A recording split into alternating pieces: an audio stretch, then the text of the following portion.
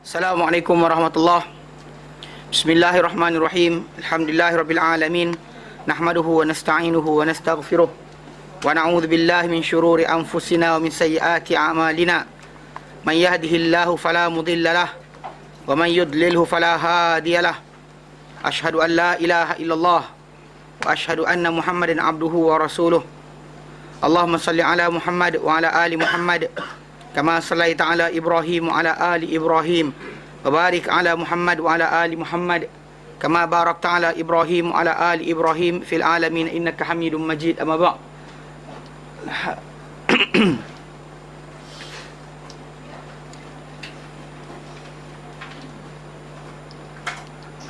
Baik. Alhamdulillah, kita bersyukur kepada Allah dapat lagi bersama-sama untuk kita hadir dan juga meneruskan pengajian kita berkenaan dengan tafsir maudhu'i. Dan alhamdulillah hari ni kita hadir, dan siapa tak dapat hadir pun tak apalah, mungkin ada jam hari ni. Tak tahu. Ustaz 3 orang tak ada. Okey, tak apa. Kita insya-Allah siapa yang dapat hadir kita teruskan kelas pengajian kita berkenaan dengan tafsir ini, dan kita sedang membincangkan masih surah Al-Fatihah. Siapa ada buku, buka muka surat yang ke-16. 16. Ialah 16. Yang ke-16 Mana kita pada minggu yang lalu telah habiskan berkenaan dengan isi kandungan ataupun tajuk-tajuk yang ada dalam surah Al-Fatihah. Mana bila kita tengok ayat demi ayat atau perenggan demi perenggan yang ada dalam surah Al-Fatihah, walaupun dia pendek kita dapati ia sebenarnya walaupun 7 ayat tapi merangkumi keseluruhan pengertian dan kehendak Al-Quranul Karim itu sendiri. Dan itulah sebabnya kenapa Allah sebut dalam Quran dan surah Al-Hijr ayat ke-87, Allah Ta'ala kata apa? Walaqad atainaka sab'an minal mathaniya wal Qur'anil azim. Walaqad, dan demi sungguhnya hai Muhammad, atainak, kami telah berikan engkau, sab'an minal mathaniya, 7 yang berulang-ulang, 7 yang diulang-ulang, wal Qur'anil azim, dan juga Quran yang agung. Dan Nabi bila dia terangkan kepada Abu Sa'id bin Mu'alla, salah seorang sahabat baginda dan hadis sahih Muslim, dia kata, nak tak engkau aku terangkan kau surah yang paling agung dalam Quran? Bila dia terang kepada sahabat berkenaan, dia kata apa? Alhamdulillahirabbil alamin, itu surah Al-Fatihah ni. Alhamdulillahirabbil alamin, dia adalah as-sab'ul mathani, 7 yang berulang, wal Qur'anal azim, dan Quran yang agung, allazi utituhu, yang diberikan kepadaku. Mana ayat dia, lafaz tadi macam kita baca ayat tersebut surah Al-Hijr, kita nampak benda tu macam menunjukkan kepada keseluruhan Al-Quran. Tapi bila kita perhatikan, Nabi sendiri menunjukkan benda tu hanya pada surah Al-Fatihah. Dalam hadis baginda terangkan itulah dia, 7 yang berulang dan Quran yang agung. Dan lepas kita belajar hari tu berkenaan 7 kandungan dalam surah Al-Fatihah, iaitu dalam Al-Fatihah ini kita kata dalam awal ayat pertama dia, bukan bismillah lah, Alhamdulillahirabbil alamin tu, Ar-Rahmanir Rahim dan seterusnya, dia sebenarnya ada 7 topik, 7 bahagian. Mana bila kita baca Alhamdulillahirabbil alamin Ar-Rahmanir Rahim, di situ sedang menerangkan tentang ketuhanan, tentang Allah, siapa dia Allah. Lepas tu kalau kita perhatikan di situ dia letakkan sifat Allah, nama Allah. Dan bila kita rujuk baik, bila dalam Al-Quran Karim diterangkan berkenaan dengan Allah Ta'ala, maka seolah macam menjelaskan apa dalam surah Al-Fatihah tadi.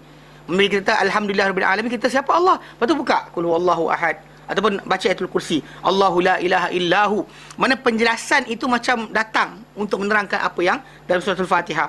Kemudian bila kita baca Maliki Yaumiddin, pemilik, penguasa hari pembalasan, ia seperti mengisyarat kepada kita semua berkaitan tajuk akhirat.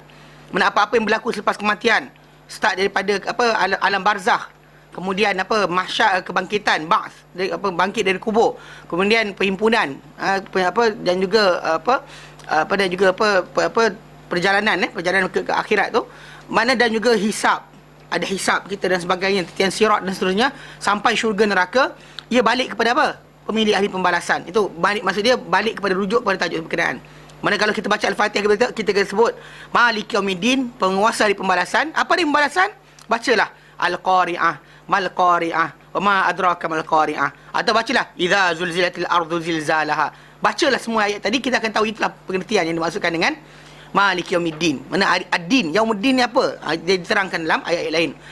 Dan bila kita baca pula Iyyaka na'budu wa iyyaka nasta'in, iyyaka na'budu, hanya di kau kami sembah ya Allah. Mana pengisytiharan pada kita bahawa matlamat hidup kita, dan bila Allah Ta'ala perintahkan kita untuk mengabdikan diri kepada dia dan juga arahan para anbiya seluruhnya, ani'budullah, dan kamu sembah Allah.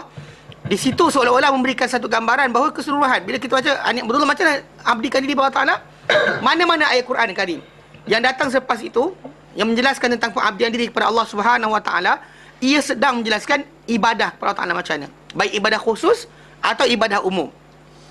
Kemudian kita kata iyyaka nasta'in, hanya kami minta pertolongan. Ini di sini diperlihatkan manusia kena bertawakal kepada Allah Taala dan mengetahui tentang qada dan kadar.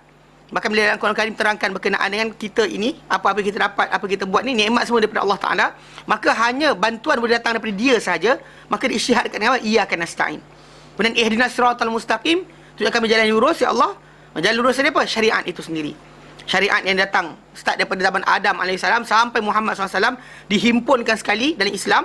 Maka di situlah siratal mustaqim tu, di situ duduk dia. Itulah siratal mustaqim. Tak ada siratal mustaqim yang lain. Yang mana kita diminta oleh kita, itulah jalan lurus, itu syariat itu sendiri. Apa yang ditunjukkan oleh start daripada Adam AS sampai Muhammad SAW, apa panduan, aturan dan juga kehendak Allah Taala ke atas kita, maka semua duduk kat situ. Dan bila kita kata siratal ladzina an'amta alaihim, seolah-olah kita kat situ kita baca jalan orang kau beri nikmat ke atas mereka.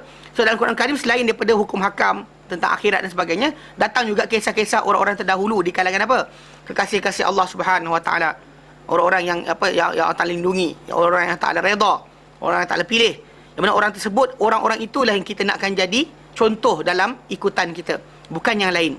Dan bukan yang lain tadi, ghairil maghdubi alaihim waladdallin, bukan orang-orang yang kemurkai ke atas mereka, bukan orang-orang yang sesat, bukan orang yang sesat. Mana dan bila kita baca dalam Quran Karim, siapa sahaja yang ceritakan Allah Ta'ala, tak kira kaum mana sekalipun, kaum Ad ke, kaum Samud ke, tak kira lah Bani Israel yang kufur ke, ataupun yang ingkar ke, ataupun siapa saja, kaum Lut ke, disebut saja nama kaum berkenaan, ataupun Fir'aun dan sebagainya, disebut nama kaum berkenaan sebagai contoh-contoh bagi orang yang dimurkai atau orang yang sesat.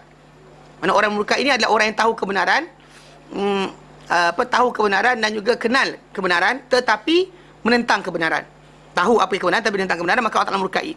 Adapun orang yang tak jumpa-jumpa jalan, dia niat dia ada tapi tak pernah jumpa jalan betul, maka orang tu sesat. So jadi dua kumpulan berkenaan, mana-mana kita baca dalam Quran Karim yang Allah Ta'ala tunjukkan sebagai contoh ahli neraka atau golongan penentang para anbiya, semua balik pada apa? Al-maghdubi alaihim dan juga ad-dallin. So kalau kita perhatikan balik 7 ayat surah Fatihah, tapi dia merangkumi keseluruhan Al-Quran. Dan di sini kita bincangkan kenapa, macam mana pengarang buku kita kata, dia kata ini di sinilah nampak dapat dilihat dengan nyata kenapa Al-Fatihah dikatakan sab'ul mathani, 7 yang berulang-ulang.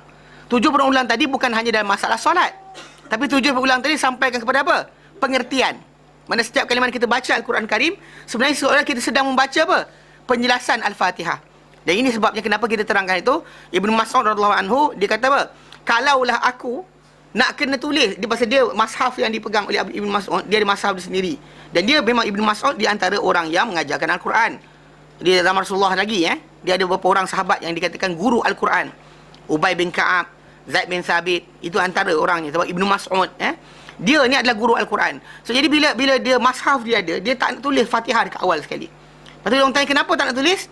Dia kata kalau aku nak perlu tulis Al-Fatihah dalam mashaf aku ni, aku akan tulis di awal setiap surah. Aku akan tulis Fatihah tadi di awal setiap surah. Kenapa? Sebab seolah bagi situ menunjukkan apa? Apa datang lepas daripada Fatihah semua sedang menjelaskan Al-Fatihah. Mana pengertian kesimpulan dia duduk situ. So every time seorang tu baca apa-apa ayat Quran, sebenarnya seolah dia sedang apa? Merujuk balik kepada pengertian yang dikehendaki dalam Al-Fatihah. Dan itu memang umul kitab. Kenapa dia panggil umul kitab? Kenapa umul Quran? Kenapa dia lah akan datangnya pengertian dan juga kesimpulan yang lain dalam surah-surah yang akan datang. Dan maka nanti kita akan lihat nanti macam mana surah Al-Baqarah yang panjang tu dan Al-Imran, kalau siapa tengok sequence nanti, dia ada kaitan. Kalau kita sampai insya-Allah, dia ada kaitan dengan tajuk maghdubi alaihim waladdallin. Kalau sesiapa lihat dalam surah Al-Baqarah, bila disebut ya ahlul kitab ke ini tujuan ya Bani Israel dan sebagainya, ditujukan kepada Yahudi. Ditujukan direct kepada Yahudi.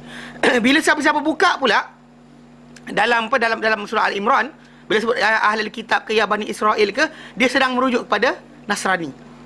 Mana seolah-olah macam Fatihah datang, yang datang berikutnya, yang ini terangkan maghdubi alaihim siapa? Satu surah lagi datang apa? Ad-Dallin siapa? Sudah menjelaskan sikun sebenarnya itu. So kita sedang perhatikan dan insya-Allah kita akan tengok nanti macam mana ya. Baik, tapi bagaimana keadaan sekalipun kena teruskan kena teruskan ikut sekuens apa yang perlu kita pelajari. Dan di sini kita masuk pada masalah paksi. Dia paksi ni actually dalam bahasa Arab digunakan lafaz mihwar mihwar. Mihwar dia maksud dia macam nak kata apa? Genre. Kalau orang tengok movie kan, ada action, ada sekian kan. So sekarang ni macam contoh macam bila kita baca surah Az-Zalzalah. Dia punya genre dia apa? Kiamat. Kan? Kiamat. Dia sedang terangkan tentang kiamat. Memang kita boleh keluarkan derive dekat situ. Allah Ta'ala Maliki Yawmiddin duduk kat situ. Ada. Tapi tajuk dia tentang kiamat. Dia mungkin juga ada kaitan bila faman ya'mal mithqala dzarratin khairan yarah wa may ya'mal mithqala dzarratin syarran yarah. Mungkin juga berkaitan dengan tajuk masalah apa? Al-amta alaihim waladhdallin. Tapi keseluruhan kisah tadi sebenarnya nak menceritakan kepada kita macam mana kiamat akan berlaku. Apa akan berlaku hari kiamat nanti? Mana benda tu tadi itu tajuk dia. Itu tajuk. Bukan isi dalaman keseluruhan surah tersebut. Dan bila sebut paksi surah Al-Fatihah, mana dia balik-balik nak ceritakan apa? Di situ kita kata tajuk yang kita nak bincangkan. Dikatakan sini keenam, nombor 6 Masa kita kata nombor 1 kita belajar tentang nama surah. Kemudian nombor 2 tentang afdal, mana kelebihan surah-surah tersebut. Kemudian ketiga kita belajar berkenaan dengan bilangan ayat dia. Keempat kita belajar tentang dia turun kat mana? Mekah ke Madinah, sebelum hijrah ke selepas hijrah. Dan kelima kita belajar berkenaan dengan tajuk-tajuk dalam dia. Apa tajuk yang tujuh tajuk kita bincang dalam dia. Dan keenam sekarang ni paksi dia. Mana apa perbincangan dia? Apakah dia punya topik yang dia punya genre tadi, apa yang dibincangkan? Dikatakan kat sini boleh dikatakan bahawa setiap surah dia boleh dikatakan bahawa surah Al-Fatihah ini sebenarnya dia mempunyai satu paksi je. Walaupun kita nampak ayat tu, dia ada doa. Dan tu ada doa. Dan tu ada pujian kepada Allah Ta'ala. Okay? Tapi kalau kita perhatikan baik, sebenarnya dia ada satu paksi je. Satu je bentuk sebenarnya yang dia sedang terangkan kepada kita, tunjuk kepada kita. Iaitu apa? Penjelasan cara pengabdian diri kepada Allah Ta'ala sahaja. Mana pengabdian diri kepada Allah Ta'ala semata-mata ditunjukkan dalam tu. Sebagaimana boleh dikatakan juga bahawa surah Fatihah mempunyai beberapa paksi. Itu paksi berkisar berkenaan dengan Al-Quran Karim seluruhnya dengan surah-surah Makkiyah dan Madaniyah pun boleh juga.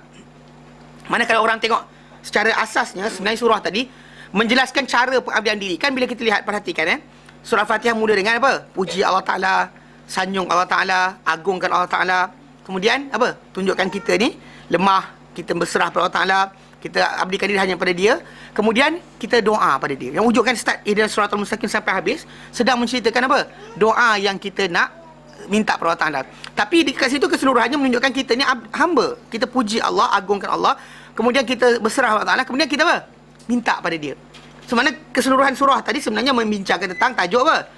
Sebenarnya membincangkan bagaimana seorang hamba tu tadi mengabdikan dirinya hanya kepada Allah Ta'ala. Boleh juga, tapi macam kita kata tadi, boleh juga kita kata tajuk-tajuk yang 7 tentang Allah, tentang apa akhirat, tentang apa ibadah, tentang minta tolong mengharapkan pertolongan Allah Ta'ala, tawakal kepada Allah Ta'ala, juga berserah kepada Allah Ta'ala, tentang apa jalan yang lurus, jalan yang lurus yang dikendaki kita ikut. Kemudian jalan tu orang-orang yang diberi nikmat, hingga contoh jalan-jalan orang yang kita jauhi. Boleh juga kita kata itu pun genre juga pasal berkaitan dengan keseluruhan Makkiyah Madaniyah. Pasal itu Makkiyah Madaniyah pasal surah-surah Makkiyah dia lebih bersifat bina tauhid, kenal kita kepada Allah Ta'ala, tentang akhirat dan sebagainya. Kalau kita buka contoh macam Al-Quran Karim, surah-surah yang akhir-akhir juzuk 30 ke, juzuk 29 ke, semua keseluruhan surah-surah tadi sedang menjelaskan kepada kita tentang apa? Iman. Tentang kisah tentang membina akidah umat Islam. Tapi kalau kita buka surah Madaniyah yang turun lepas hijrah Nabi SAW ke Madinah, dia lebih bersifat membina masyarakat, mengajarkan masyarakat ni apa patut mereka buat dalam sistem sistem kemasyarakatan mereka, perundangan mereka, kekeluargaan mereka, hubungan mereka dengan non-Muslim, semua ada kat situ.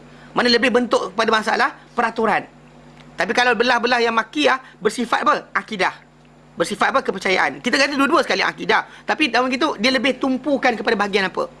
Dua-dua sekali adalah bahagian yang menangani bahagian berlainan.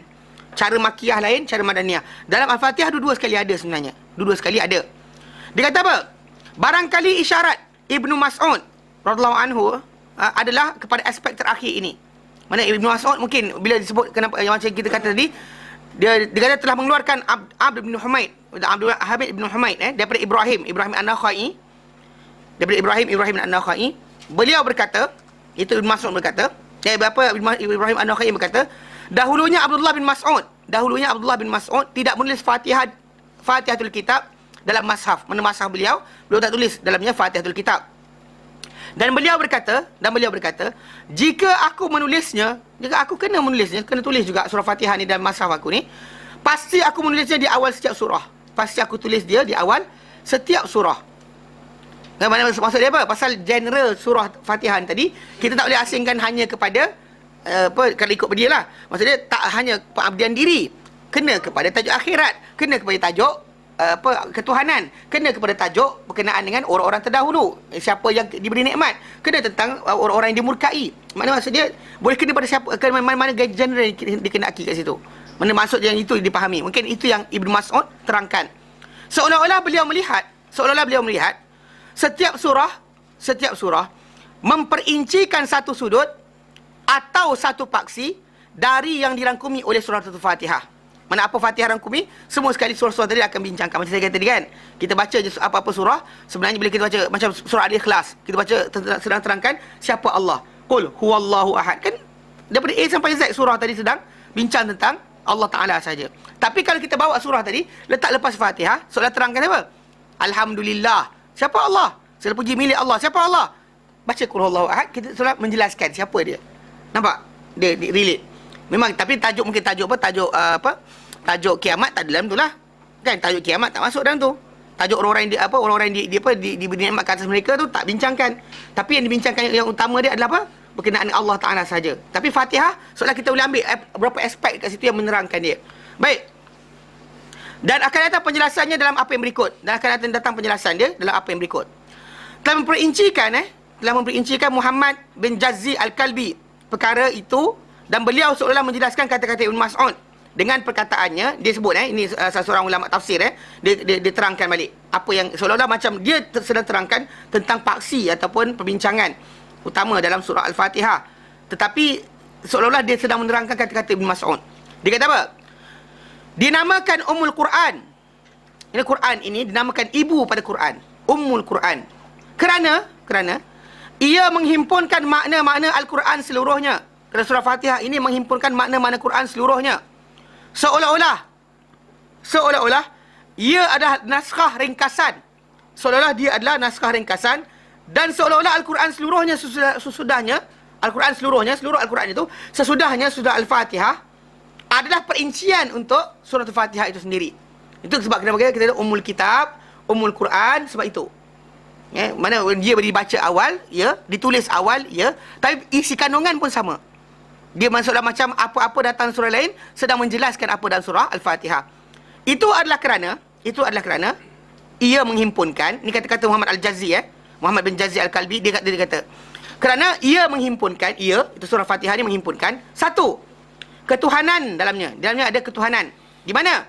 Alhamdulillahirabbil alamin, segala puji bagi Allah, Tuhan pentadbir sekian alam, Ar-Rahmanir Rahim, yang Maha Pengasih dan Maha Penyayang. Mana di situ yang kita terangkan itu, kita kata tauhid semua sekali. Tauhid, rububiyah, uluhiyah semua sekali ada. Kerana bila kita ulang balik itu, penjelasan dia, kadang ada orang lihat tauhid ini pada masalah apa? Allah mengaku Allah Ta'ala menciptakan alam, dah cukup. Dia lupa berkenaan pentadbiran. Allah Ta'ala dia ciptakan, dia takdir. Ni kadang-kadang bila ada orang tu dia percaya Allah Ta'ala Tuhan yang menciptakan alam, tapi pentadbiran diserah pada yang lain. Tak boleh. Kerana ini jadi kes berkenaan orang musyrik. Orang-orang musyrik, mereka mengaku Allah Ta'ala, macam di Mekah dahulu, mereka meletakkan Allah Ta'ala sebagai Tuhan. Nama Allah Ta'ala sebagai Tuhan, dia tahu. Bahkan mereka ketika perjanjian kita bincangkan dahulu, dia tulis Bismillahumma, dengan namamu ya Allah. Mereka faham berkenaan pasal mereka ni keturunan daripada Ibrahim AS dan Ismail AS. Mana mereka adalah keturunan para anbiya, mana keturunan daripada nabi-nabi. Dan cuma jauh sikit tak macam Bani Israel. Beza Bani Israel, anak-anak Yakub, nabi tu ramai. In sequence sebelum sampai kepada Isa AS yang terakhir sekali, ramai tengah-tengah tu. Between Yakub dengan Isa, ramai. Tapi kalau kita kata di antara Ismail dengan Muhammad SAW, tak ada nabi lain. Dan tengah-tengah tu tak ada diisikan dengan nabi lain. Orang baik ramai. Orang baik ramai tapi tidak diletakkan tengah-tengah tu apa? Para nabi. Itu je beza dia. Tapi kita kata dalam sekuens tadi mereka satu keturunan yang sama. Faham? Jadi kalau kat sini diorang ada para anbiya ramai. Orang Arab ni walaupun para anbiya tak ramai, still diorang ni adalah keturunan daripada yang Quraisy Quraisy penjaga apa Mekah, Kaabah dan sebagainya, tanah haram tu. Mereka dahulu memang tahu atuk nenek mereka ni dari apa? Daripada keturunan Ismail alaihissalam. Dan bila mereka berkenaan Allah Taala ni, dan kita lihat dalam Al-Quran Karim bila Allah Taala gunakan nama Nabi Ibrahim untuk jelas kepada kaum dia berkenaan dengan pengabdian diri Ibrahim kepada Allah Taala. Kalau kita kata berkenaan dengan Ibrahim tidak menyekutukan Allah Taala, tak perlu diceritakan kepada Bani Israel pasal mereka tahu.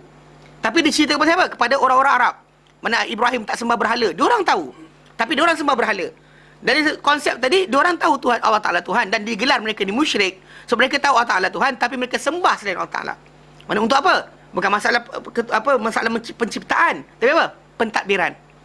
Tambah rezeki, elak musibah, ke baik dan salah, untung rugi dan sebagainya, diletak kepada itu. Maka syirik. Dan juga kita asma dan sifat pun sama juga. Adalah Ar-Rahmanir Rahim. Ar-Rahmanir Rahim tu kat situ ada masalah sifat dan juga nama Allah Taala. Yang kadang bila kita sebut macam ni orang tak faham juga. Bila sebagai contoh hari tu saya kata apa? Contoh macam ada nama Allah Taala ni hanya dia layak pakai. Tak ada siapa boleh gunakan, maka jangan kita try pakai. Maksudnya kita nak pakai nama berkenaan. Atau sifat pun sama juga. Tapi orang kata macam siapa nak pakai sifat Allah Taala, nama Allah Taala. Simple je. Bila kita lihat orang yang belajar belajar ilmu pengasih. Ilmu pengasih yang kita kata orang ni tadi yang ilmu pengasih ni Nabi sebut dalam hadis Sahih Bukhari, Nabi kata dia adalah syirik. Kan? Mana ilmu pengasih ni syirik. Lepas tu kita kata apa pasal syirik? Sebenarnya pasal apa? Pasal af'al. Allah Taala dekat situ cuba orang rampas. Pasal Allah Taala di antara af'al dia adalah apa? Muqallibal qulub, yang membolak-balikkan hati kita ni Allah Taala. Kalau ada manusia kata saya boleh ubah hati orang tu. Ambil air ni, dia ludah tu, bagi dia minum. Dia sebut dia sedang apa tahu? Rampas apa tahu? Rampas apa? Af'al Allah Ta'ala. Ataupun alimul ghaib. Allah Ta'ala tahu benda ghaib. Kita kata orang ni tahu benda ghaib juga. Kita sebut benda tu saja, kita sedang sekutukan Allah Ta'ala dengan yang lain. Dalam bukan masalah ni, sebab sifat. Allah Ta'ala pilih untuk diri dia satu sifat yang dia kata pada Nabi SAW, jangan kata kau tahu. Contoh macam Nabi SAW, Allah Ta'ala suruh isytiharkan dalam Al-Quran Karim berkali-kali. Lebih daripada 2 kali, 3 kali Allah Ta'ala suruh dia isytiharkan, qul la a'lamul ghaib. Hai Muhammad, katakanlah aku tak tahu benda ghaib. Aku tak tahu benda ghaib. Aku tak tahu ghaib. Tapi Allah Ta'ala kata dia adalah alimul ghaib. Allah Ta'ala itu alimul ghaib. Ada orang nak rampas, nak pakai juga. Syirik lah. Syirik kat situ. Bukan besar Nampak dia macam bukan nyata macam sembah patung, tak. Apa? Af'al Allah Ta'ala, asma' dia yang khas, kita try pakai. Habis. Ini pun rosak juga. Ketuhanan, tak? Itu ketuhanan. Dalam Alhamdulillahirrahmanirrahim, Ar-Rahmanir Rahim, dalam tu saja 2 ayat tu dan merangkumi semua tauhid dari segala aspek, mengesakan Allah Taala semua aspek dia. Dan dia kata kedua, hari kiamat, di mana yang menguasai hari pembalasan, itu Maliki Yaumiddin. Dan dia kata ibadah seluruhnya yang berupa i'tiqad dan hukum dimestikan oleh oleh perintah dan larangan.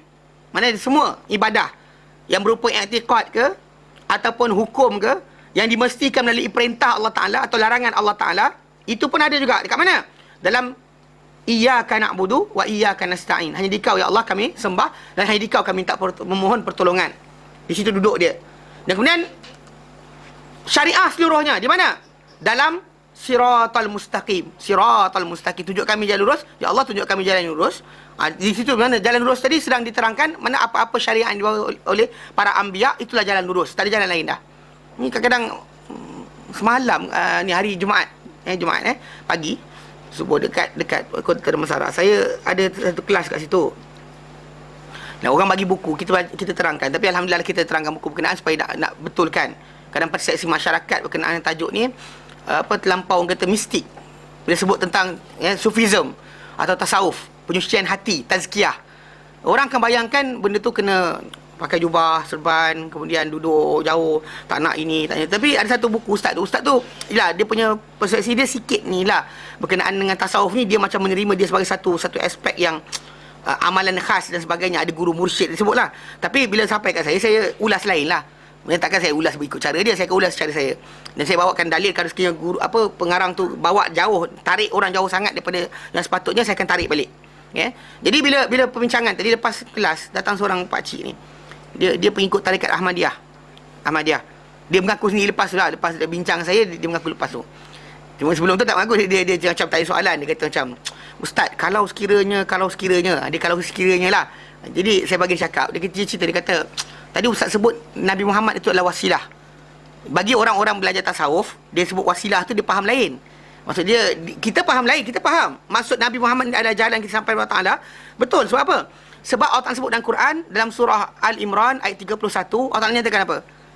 A'udzubillahi minasyaitanirrajim. Qul, katakanlah Muhammad, in kuntum tuhibbunallah, kalau kamu semua cintakan Allah, fattabi'uni, ikut aku, ikut Muhammad.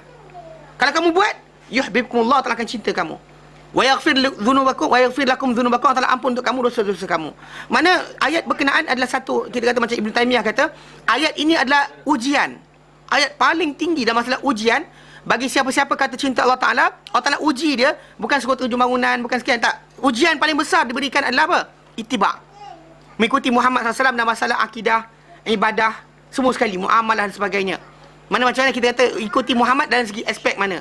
So bila orang tu jadikan Muhammad sebagai ikutan dia, itulah contoh, itulah saya kata itulah benda yang paling besar yang kita faham sebagai Ahlussunnah wal Jamaah. Itulah jalan paling besar seorang sampai kepada Allah Ta'ala. Nak sampai kepada Allah Ta'ala, ikut Muhammad, then you akan sampai. Kalau dia kata orang tu ikut jalan orang lain, tak sampai. So dia datang jumpa saya lepas kelas tu, dia kata, Ustaz, wasilah ni, mana wasilah tu melalui wirid khas ya? Saya kata tak ada, dia tak faham konsep tu. Dia kata, tapi lah, kita kan amalan-amalan ulama' kita ni kan, ke ulama' syariat tak nampak benda macam ni. Dia kata, Ustaz, dia ulama' hakikat dan makrifat je tahu benda-benda ni. Saya bagi dia cakap habis. Habis dia cakap, saya pun kata, macam ni Tuan Haji, saya kata. Pertama sekali, bila Tuan Haji kata nak sampai kepada Allah Ta'ala, jalan dia adalah jalan Muhammad saja. Dan kalau jalan Muhammad SAW, zikir ke, ibadat ke dan sebagainya, semua telah datang dalam hadis baginda. Tapi dia nampak macam blur lagi. Dia blur lagi, saya pun sebut nama salah seorang tabi'in yang terkenal lah. Para ulama' kata dia ni penghulu para tabi'in. Siapa? Uwais Al-Qarni. Sebut nama Uwais Al-Qarni. Uwais Al-Qarni. Dalam hadis Bukhari Muslim disebut tentang nama dia. Dia banyak buku-buku kisah-kisah tu disebut nama dia. Tapi tak terangkan dengan jelas kenapa. So, saya kata dengan dia, okey, Tuan Haji, saya tanya sikit. Tuan Al-Qarni tahu? Tahu Ustaz. Penduduk langit kenal dia, penduduk bumi tak kenal dia cakap. Betul-betul, memang Nabi berikan dia satu gambaran macam tu. Penduduk langit kenal. Mana para malaikat di langit kenal dia siapa. Dia datang ke Madinah, tak dapat jumpa Nabi. Dia balik macam tu je. Dia tak sempat ikut peperangan dan sebagainya. Dia duduk di Yaman. Dia di Ma'rib Yaman. Dia kabilah Murad. Kabilah Murad Al-Muradi. Dia duduk kat sana dan dia datang ke Madinah nak jumpa Rasulullah, tak dapat, waktu dia balik. Tapi Nabi SAW berita tentang dia datang dan sebagainya, Nabi sampai ulang pada para sahabat. Dan bahkan disampaikan dalam hadis yang sahih, Nabi kata, barang siapa dengan para sahabat ni jumpa dia, cakaplah pada dia, wahai Uwais, minta ampun kepada Allah untuk orang yang jumpa tu. Kalau yang jumpa tu Omar, bahkan Omar sendiri minta. Pasal dia ingat pesanan Rasulullah, dia jumpa dengan Uwais Al-Qarni, dia kata apa? Wahai Uwais, minta ampun kepada Allah untuk aku. Wahai Uwais, minta ampun kepada Allah untuk Omar. Istaghfirullah li Omar. Lepas tu dia kata, wahai Omar, kau ni sahabat Nabi. Doa aja, dia kata. Doa aja. Dia pasal Nabi pesan pada para sahabat buat yang tu. Semua orang kenal. Okey, konsep tu faham. Lepas tu bila dia dah faham, okey, saya kata, faham faham. Okey, sekarang ni saya nak tanya, saya kata, macam mana Uwais Al-Qarni jadi kasih Allah Ta'ala? Macam mana dia jadi kekasih Allah Ta'ala, doa dia makbul? Macam mana? Dia diam, dia ikhlas pada Allah Ta'ala. Lah, apa benda dia buat? Tak tahu. Pasal bagi orang yang belajar tarikat dan sebagainya, dia orang kan nampak jalan guru dia, the way of dia punya guru, mana zikir, amalan ni, ini akan sampaikan di Allah Ta'ala. Pasal ini turun-temurun daripada Nabi, dia kata. Tapi sebenarnya kalau turun-temurun dari Nabi, dalam hadis akan ada. Para ulama hadis, dia orang paling detail. Mana Nabi punya kening macam mana, bahu Nabi macam mana, jalan Nabi macam mana, warna kulit macam mana, semua dia orang detail kan. Tiba-tiba buat benda zikir, amalan mendekat diri pada Tuhan, terlupa nak hafal. Mustahil. Pasal apa? Kalau dia kata orang tahu semua sekali aspek Nabi SAW, Nabi buang air macam mana pun dia dibincangkan. Tiba-tiba datang buat berkenaan dekat diri pada Tuhan, orang tertentu saja yang tahu. Ini masalah, saya kata. Jadi dia tak faham lagi. Saya kata, kenapa Ibu Al-Qarni jadi kasih Allah Ta'ala? Dia bagi tak ada. Saya terangkan. Nabi terangkan sendiri. Apa dia diam? Kalau tak, dia nak assume. Saya kata Nabi terangkan sendiri dalam hadis. Nabi terangkan kenapa dia jadi kasih Allah Ta'ala. Ada apa dia Ustaz? Saya pun kata, dia ni anak-anak yang baik. Dia ni ada seorang anak yang baik. Nabi kata dia seorang anak yang soleh, anak yang baik. So dia jaga mak dia. Mak dia buta. Mak dia buta. Yang kita berapa ramai orang mak tak buta pun tak jaga kan. Ni mak yang buta, mak dia buta. Dan dia attend mak dia punya needs harian dan sebagainya. Nak makan ke nak apa ke semua sekali diuruskan. Mana dan Nabi tegur sebab itu. Nabi kata itulah sebab dia. Nabi terangkan dalam hadis Nabi sebut itulah sebab dia. Nabi tak terangkan dia zikir apa, dia amalkan apa, tak ada. Saya kata soalan, saya katakan dia, ni wajib ke sunat? Dia kata wajib Ustaz. Okey. Saya bagi satu contoh. Contoh salah seorang sahabat Nabi SAW, dia tak mati lagi. Nabi tunjukkan ini ahli syurga. Seperti ahli syurga tengok orang ni, Ibnu Umar ikut balik. Tahu kan? Ingatkan kisah tu? Okey, bila kita tengok balik kisah tadi, lelaki tu in the end lah, lepas 3 hari Ibnu Umar ikut, dia tak tahu apa benda, tak ada zikir tambahan, tak ada solat lebih dan sebagainya. Tapi Ibnu Umar tanya dengan dia, kenapa? Aku tak faham kenapa engkau ni. Nabi kata macam tu. So this guy, dia kata nampak satu benda je yang beza dia buat. Apa benda? Dia maafkan siapa-siapa buat salah pada dia. Maksudnya every time sebelum tidur, ni kita nak buat satu hari pun payah. Tak payah buat try seminggu. Try seminggu kan, pagi tadi naik kereta orang kan, orang horn pun kita marah. Walaupun kita lembab keluar daripada traffic light kan, pun kita marah. Pun kan kita marah. Kan orang tak, kita senyum kat orang tak senyum balik pun kita marah. Kan? Apatah lagi kalau orang zalim kat kita, lagilah kita menyampah kan. Tapi bayangkan dia sahabat, kerja dia apa? Dia punya attitude dia, tiap kali mana ada orang salah dengan dia, malam-malam tu dia akan, ya Allah, siapa-siapa buat salah pada aku, ampunkanlah mereka. Seriously kan, mana benda berat. Bagi orang biasa memang kita kata cerita tu macam simple, tapi dia konsisten. Every day dia buat. Every day dia buat. Sampai ke tak mati lagi ni. Dia tak mati lagi, Nabi tunjuk. Siapa tengok ahli syurga, tengok orang ni. Sedang kita tahu bahawa apa? Manusia ni selagi tak mati, ujian tetap datang. Qarin dia ada, syaitan datang. Kacau dia. Nafsu dia ada. Dia bukan Nabi. Nabi tunjuk orang ni apa? Tengok ahli syurga, tengok orang ni. So Ibnu Umar balik balik rumah, tapi yang dia buat apa? Sentiasa maafkan orang yang buat salah pada dia. Saya kata ni wajib ke sunat? Dia kata sunat Ustaz. Sunat wajib dan sunat. Saya kata sekarang ni wajib dan sunat. Kalau kita perhatikan balik, Tuan Haji pernah dengar hadis wali? Saya kata hadis wali tak pernah dengar Ustaz. Macam ni jadi wali tak dengar hadis wali? Kan siapa nak jadi wali tak pernah tahu hadis wali, tak boleh jadi wali. Ini dia kata oh, ada hadis wali. Saya kata ada hadis wali. Actually hadis wali ni hadis sahih. Yang hadis Nabi SAW cerita kata pada para sahabat berkenaan dengan pengisytiharan Allah Taala. Allah Taala isytiharkan. Benar Allah Taala kata dalam hadis berkenaan. Tengok depan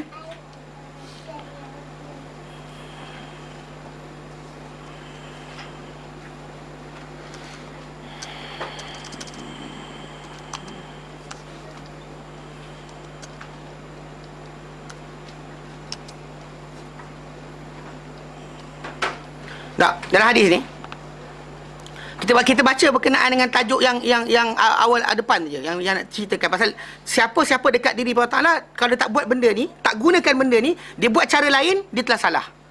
Okey, apa dia? Dalam hadis ini, an Abi Hurairah, daripada Abu Hurairah radhiyallahu anhu, qala, beliau berkata, qala Rasulullah sallallahu alaihi wasallam, qala Rasulullah sallallahu alaihi wasallam, telah bersabda Rasulullah sallallahu alaihi wasallam, innallaha qala, sesungguhnya Allah Taala berkata, ni Nabi quote. Hadis-hadis Nabi macam ni dipanggil hadis qudsi. Nabi kata, Allah kata. Nabi kata, Allah kata, tapi bukan Quran. Bukan Quran. Nabi quote macam ni lah, macam pemberita kan, cerita ke apa. Perdana Menteri berkata. Itu kan ayat Perdana Menteri tu sikit lain bunyi dia. Kan, tapi dia tak, kadang-kadang macam Perdana Menteri tu batuk-batuk, dia tak ada macam pemberita tu macam Perdana Menteri berkata, dia tak batuk, dia takkan buat batuk-batuk juga macam Perdana Menteri buat kan. Masa dia akan isi kandungan apa dia. So dalam hadis ni Nabi ceritakan Allah Taala kata apa. So dia dipanggil hadis qudsi hadis mana Nabi kata, Allah kata. Innallaha qala, sungguh Allah Taala berkata, man adali waliyan faqad adzantuhu bil harb. Sesiapa yang memusuhi li bagiku walian, maknanya siapa-siapa memusuhi seorang wali daripada kalangan ni wali ni banyak orang tak tahu maksud dia. Sebab wali lah. Wali apa? Kekasih Allah Taala. Dengar sini. Perkataan wali dalam Quran dia dua meaning. Satu meaning yang melindungi, satu meaning yang dilindungi.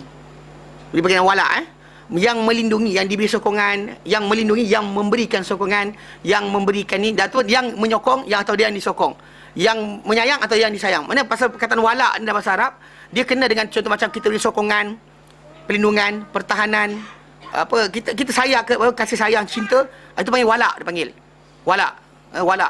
Jadi dalam perkataan ni wali ni dia dua meaning. Bila kau kata saya siapa dah nikahkan orang jadi wali, jadi wali juga. Kan? Dan ni wali lain, wali apa? Okey, wali ni lafaz dia dua. Satu meaning dia yang dilindungi. Ni kena kepada macam yang jadi kisah ni, bila kata waliullah, aulia Allah, maksud dia orang-orang yang Allah Taala lindungi. Dan Allah Taala kata aulia Allah kan.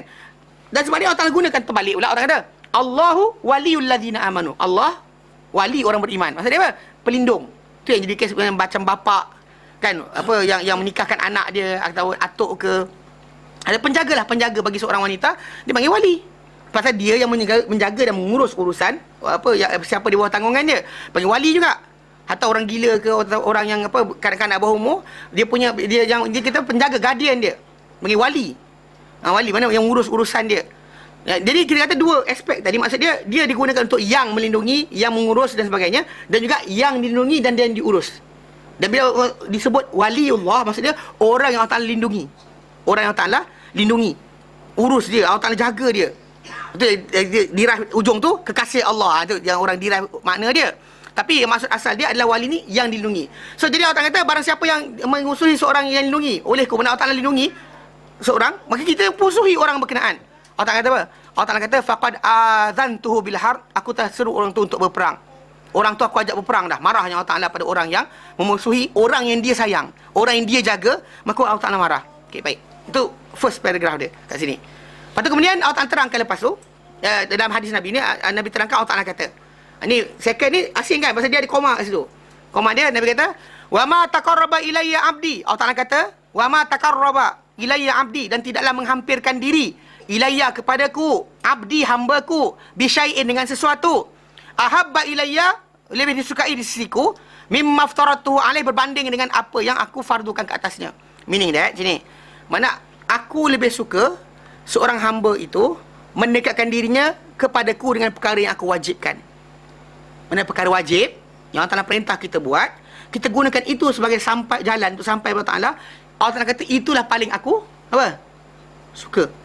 Ya, ambil ni. Kemudian sambung lagi. Wala yazalu abdi dan sentiasalah seorang hamba, seorang hambaku itu yataqarrabu ilayya, mendekatkan diri kepadaku, bin nawafili, dengan perkara-perkara nawafil, nafilah, sunat, perkara-perkara yang digalakkan tapi tak wajib. Okey. Last kali ujung dia hatta uhibbah, sampai last kali aku akan sayang dia. Wa idza ahbabtu, bila aku sayang dia, kuntu sam'uhu alladhi yasma'u bihi, aku menjadi pendengaran yang dia mendengar dengannya, wa basaruhu alladhi yabsuru bihi, dan penglihatan dia melihat dengannya, wa yadahu allati yabtishu biha, dan tangan yang dia menggenggam dengannya, wa rijlahu allati yamshi biha, dan kaki dia berjalan dengan, maksudnya any movement dia buat semua bawah redha Allah. Allah Ta'ala pandu dia supaya cakap betul, berak betul, mana dilindungi dia dalam aspek pergerakan dia. Nak melihat halal saja. Dia takkan jadi macam tengok nampak benda haram dan seronok pula. Tak ada. Allah Ta'ala jaga. Mana nak dengar pun Allah Ta'ala jadikan orang tak suka cerita dengan dia, benda-benda mengumpat atau benda-benda tak elok tak sampai pada dia. Allah Ta'ala jaga. Tangan dia, kaki tu maksud dia, meaning dia kata Allah Ta'ala kata aku jadi pada semua benda aspek tadi. Pasal kita tempat-tempat dosa kan situ. Mata kita, telinga kita, tangan kita, kaki kita. Okey. Dan dia kata dan yang orang nak bawah ni. Ini dia yang biasa orang nak ni. Nak jadi wali Allah sebab apa? Sebab ni. Wa in sa'alani, dan jika dia minta aku apa-apa, la'u'tiyannah, pasti aku bagi dia. Ni orang nak. This dia orang kata the main cause, apa yang orang nak sangat kan, beria nak jadi wali ni, nak ni. Mana petik dapat. Betul? Nak ni kan? Okey, saya kata dengan pak cik tu. Nak ni kan? Dia kata okey, wala ista'adha, dia minta perlindungan padaku, aku pasti akan melindungi dia. Kita ambil sampai sini saja, saya kata dengan pak cik tu, saya kata sampai sini saja sebenarnya dah diterangkan berkenaan wasilah yang kita sebut Muhammad sebagai wasilah tu, dah terangkan dah. Dia kata kat mana? Saya kata tengok dekat awal tadi. Bila Allah Taala kata apa? Aku lebih suka, dan tidaklah hamba-Ku mendekatkan diri padaku, lebih aku sukai dengan sesuatu, lebih aku sukai berbanding dengan dia mendekatkan diri padaku dengan benda yang aku wajibkan. Mana benda wajib dia buat. Dan contoh tadi Buya Qarni, jaga mak. Wajib ke sunat? Wajib. Mana dengan sebab wajib tadi tu, dia dapat jadi kekasih Allah Ta'ala. Doa dia makbul. Sebab itu yang Nabi kata, kelebihan dia dapat sebab itu je. Benda wajib. Dan kemudian benda sunat, contoh macam sahabat Nabi tadi. Mana dia buat benda yang digalakkan. Tak wajib. Kalau dia kata memang dia ada hak untuk marahkan dan sebagainya, untuk apa? Untuk berkeras, untuk tak nak apa ni, tak nak maafkan, nak tuntut ke akhirat. Silakan. Tak ada hal. Itu hak orang berkenaan. Tapi memaafkan lebih baik. Digalakkan kita maafkan daripada kita tuntutkan, jaga tunggu di hari akhirat nanti, kan? Kalau anda kata kita maafkan pun tak ada masalah, kita rugi. Pasal setiap orang yang menzalimi kita dekat dunia ini, Allah Ta'ala akan tuntutkan balik. Faham tak? Kita akan dapat tuntutan semula tau.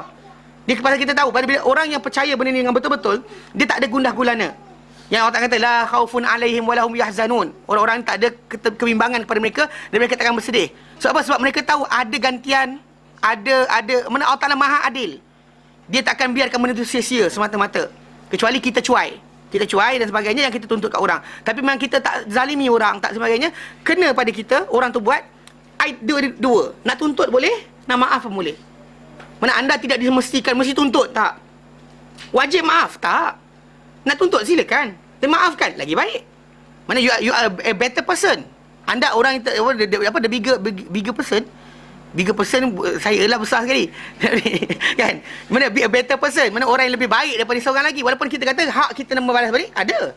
Memang dibuka. Tapi digalakkan kita. Di sini konsep saya katakan benda. Di sini dua ni, mana satu wajib, satu sunat. Ini wasilah dia. Berdasar pada ayat ini, mana bila last kali Allah kata, kalau dia buat dua ni tadi, hatta uhibbah, akhirnya aku sayang dia. Nakkan cinta Allah Ta'ala, tapi tak ikut dua wasilah tadi, macam mana?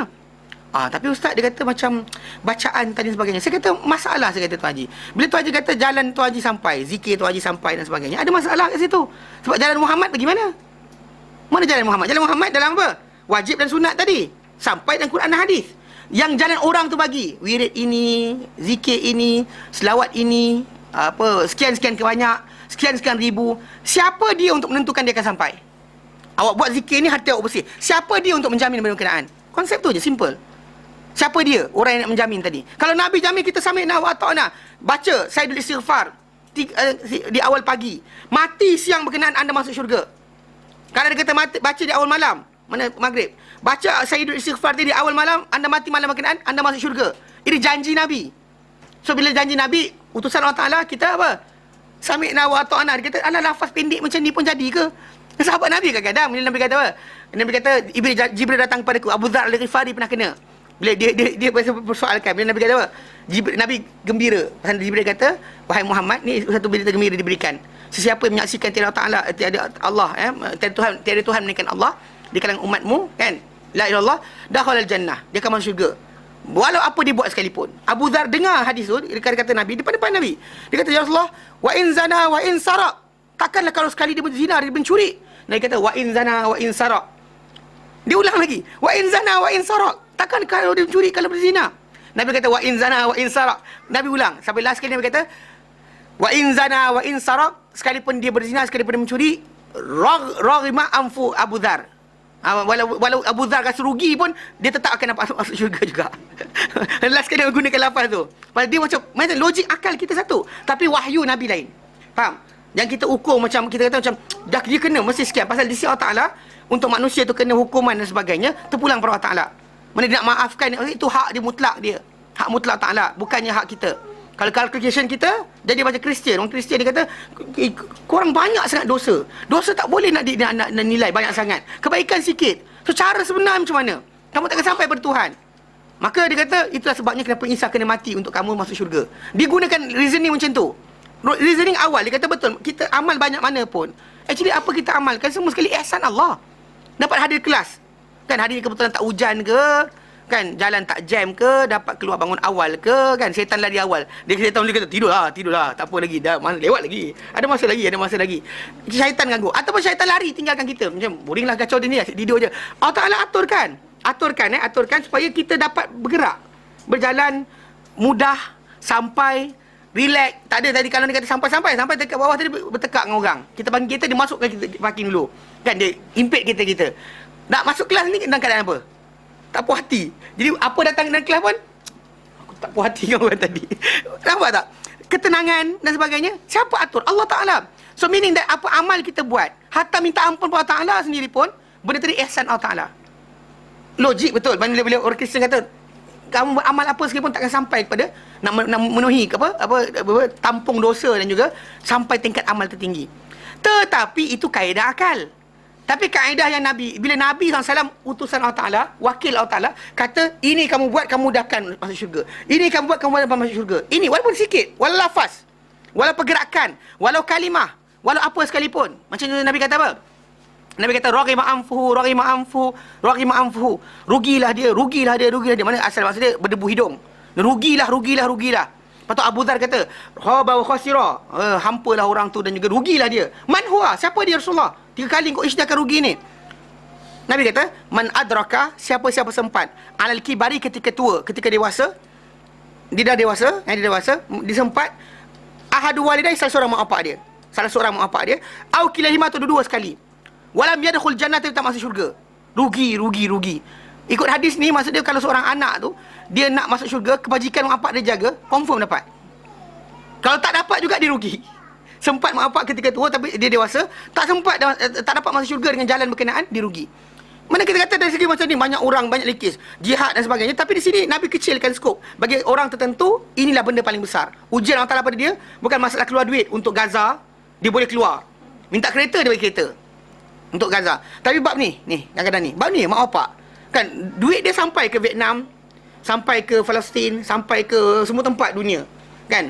Bahkan ada mujahidin dekat apa, lawan kafir di Iraq dapat daripada duit dia yang bayar, masuk kat sana, sampai kat situ orang selamat, ataupun ada orang kelaparan dengan duit dia sampai orang terkenyang. Tetapi kan yang itu jangan sampai mak bapak dia tinggal. Ada pasal kita prioriti manusia ni lain. Siap-siap orang ni amal dia yang afdal untuk dia adalah berbeza-beza. Faham tak? Pasal Nabi SAW bila orang jumpa dia tanya, ya Rasulullah, ayu amalil afdal, apakah amalan paling afdal? Nabi jawab dengan ikut siapa yang bertanya. Ada orang tu tanya-tanya, Nabi kata, kau ada mak bapak lagi ke? Dia kata apa? Dia kata nak jihad. Lepas tu Nabi kata, kau ada mak bapak lagi? Dia kata ada, Rasulullah. Nabi kata fa fihima fajahid, maka pada mereka berdua kau jihadlah pada mereka berdua. Pasal mungkin mak bapak dia tak ada siapa boleh jaga urusan kecuali dia. Dan di situ timbul tajuk itu paling besar, berat pada dia itu. Dan dia pula itu yang dia paling tak minat. Dia rasa macam itu yang paling tak minat, itulah dia benda yang paling besar orang letakkan. Macam kalau wanita contohnya kan, macam di Malaysia sekarang ni, perspektif wanita dia kena jadi macam ustazah dan sebagainya, barulah jadi kasih Allah Ta'ala. Sedangkan dalam aspek sebesar yang Allah Ta'ala letak pada dia, suami dia, Allah Ta'ala punya masalah kehormatan dan sebagainya dia jaga. Suami dia nombor 2, lepas tu suami dia. Anything else lepas tu tak kisah. Mana tak diberikan, tak ditunggu dia pergi ceramah ataupun datang kelas kan. Mana tinggalkan suami kat rumah, betul datang kelas. Contohlah, mana suami dia kata, asal you tak layan I kan, I kadang-kadang sini je. Tak apalah, ini I pergi belajar ni, mardatillah bla bla bla. Seriously kan? Dalam tajuk tadi dia rugi bersama. Rugi hilang kelebihan tadi. Allah Ta'ala bagi ruang untuk dia, seorang wanita dalam Musnad Ahmad. Seorang wanita bila dia taat perintah Allah Ta'ala, taat suami dia, jaga kehormatan dia, sembahyang waktunya, puasa pada bulannya, sikit lah sembahyang ni waktu, lepas tu puasa pada bulan Ramadan. Dia buat benda berkenaan, di hari akhirat nanti disuruh dia masuk pintu syurga mana dia nak.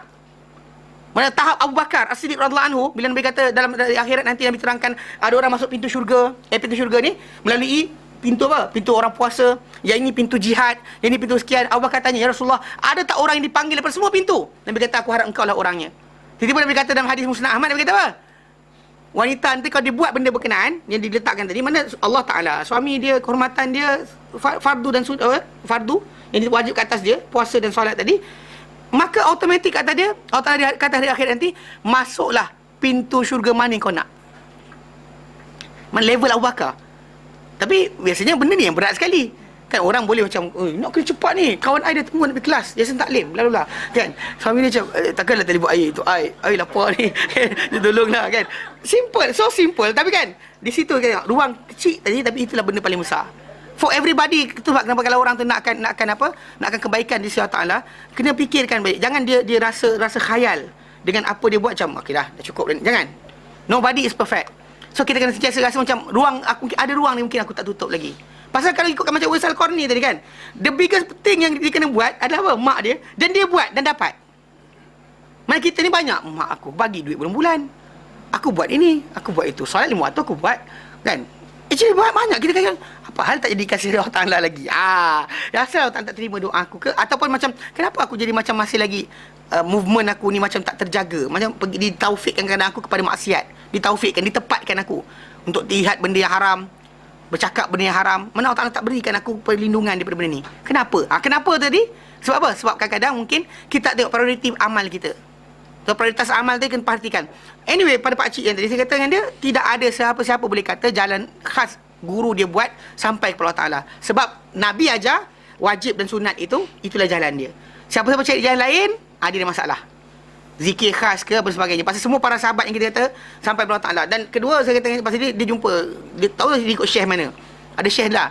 Tapi di depan sembang saya, dia kata betul lah satu benda dia kata. Dia ada sekali, dia dengan syekh dia suka bertanya-tanya. Dari syekh dia cakap Inggeris. Tak tahu datang negeri mana, Allah Alam. Tapi dia kata cakap Inggeris. Kan? Lepas tu dia kata, dia argue kan. So in the end syekh dia kata apa? Ni syekh ni. Orang yang membersihkan hati ni. Tasawuf ni.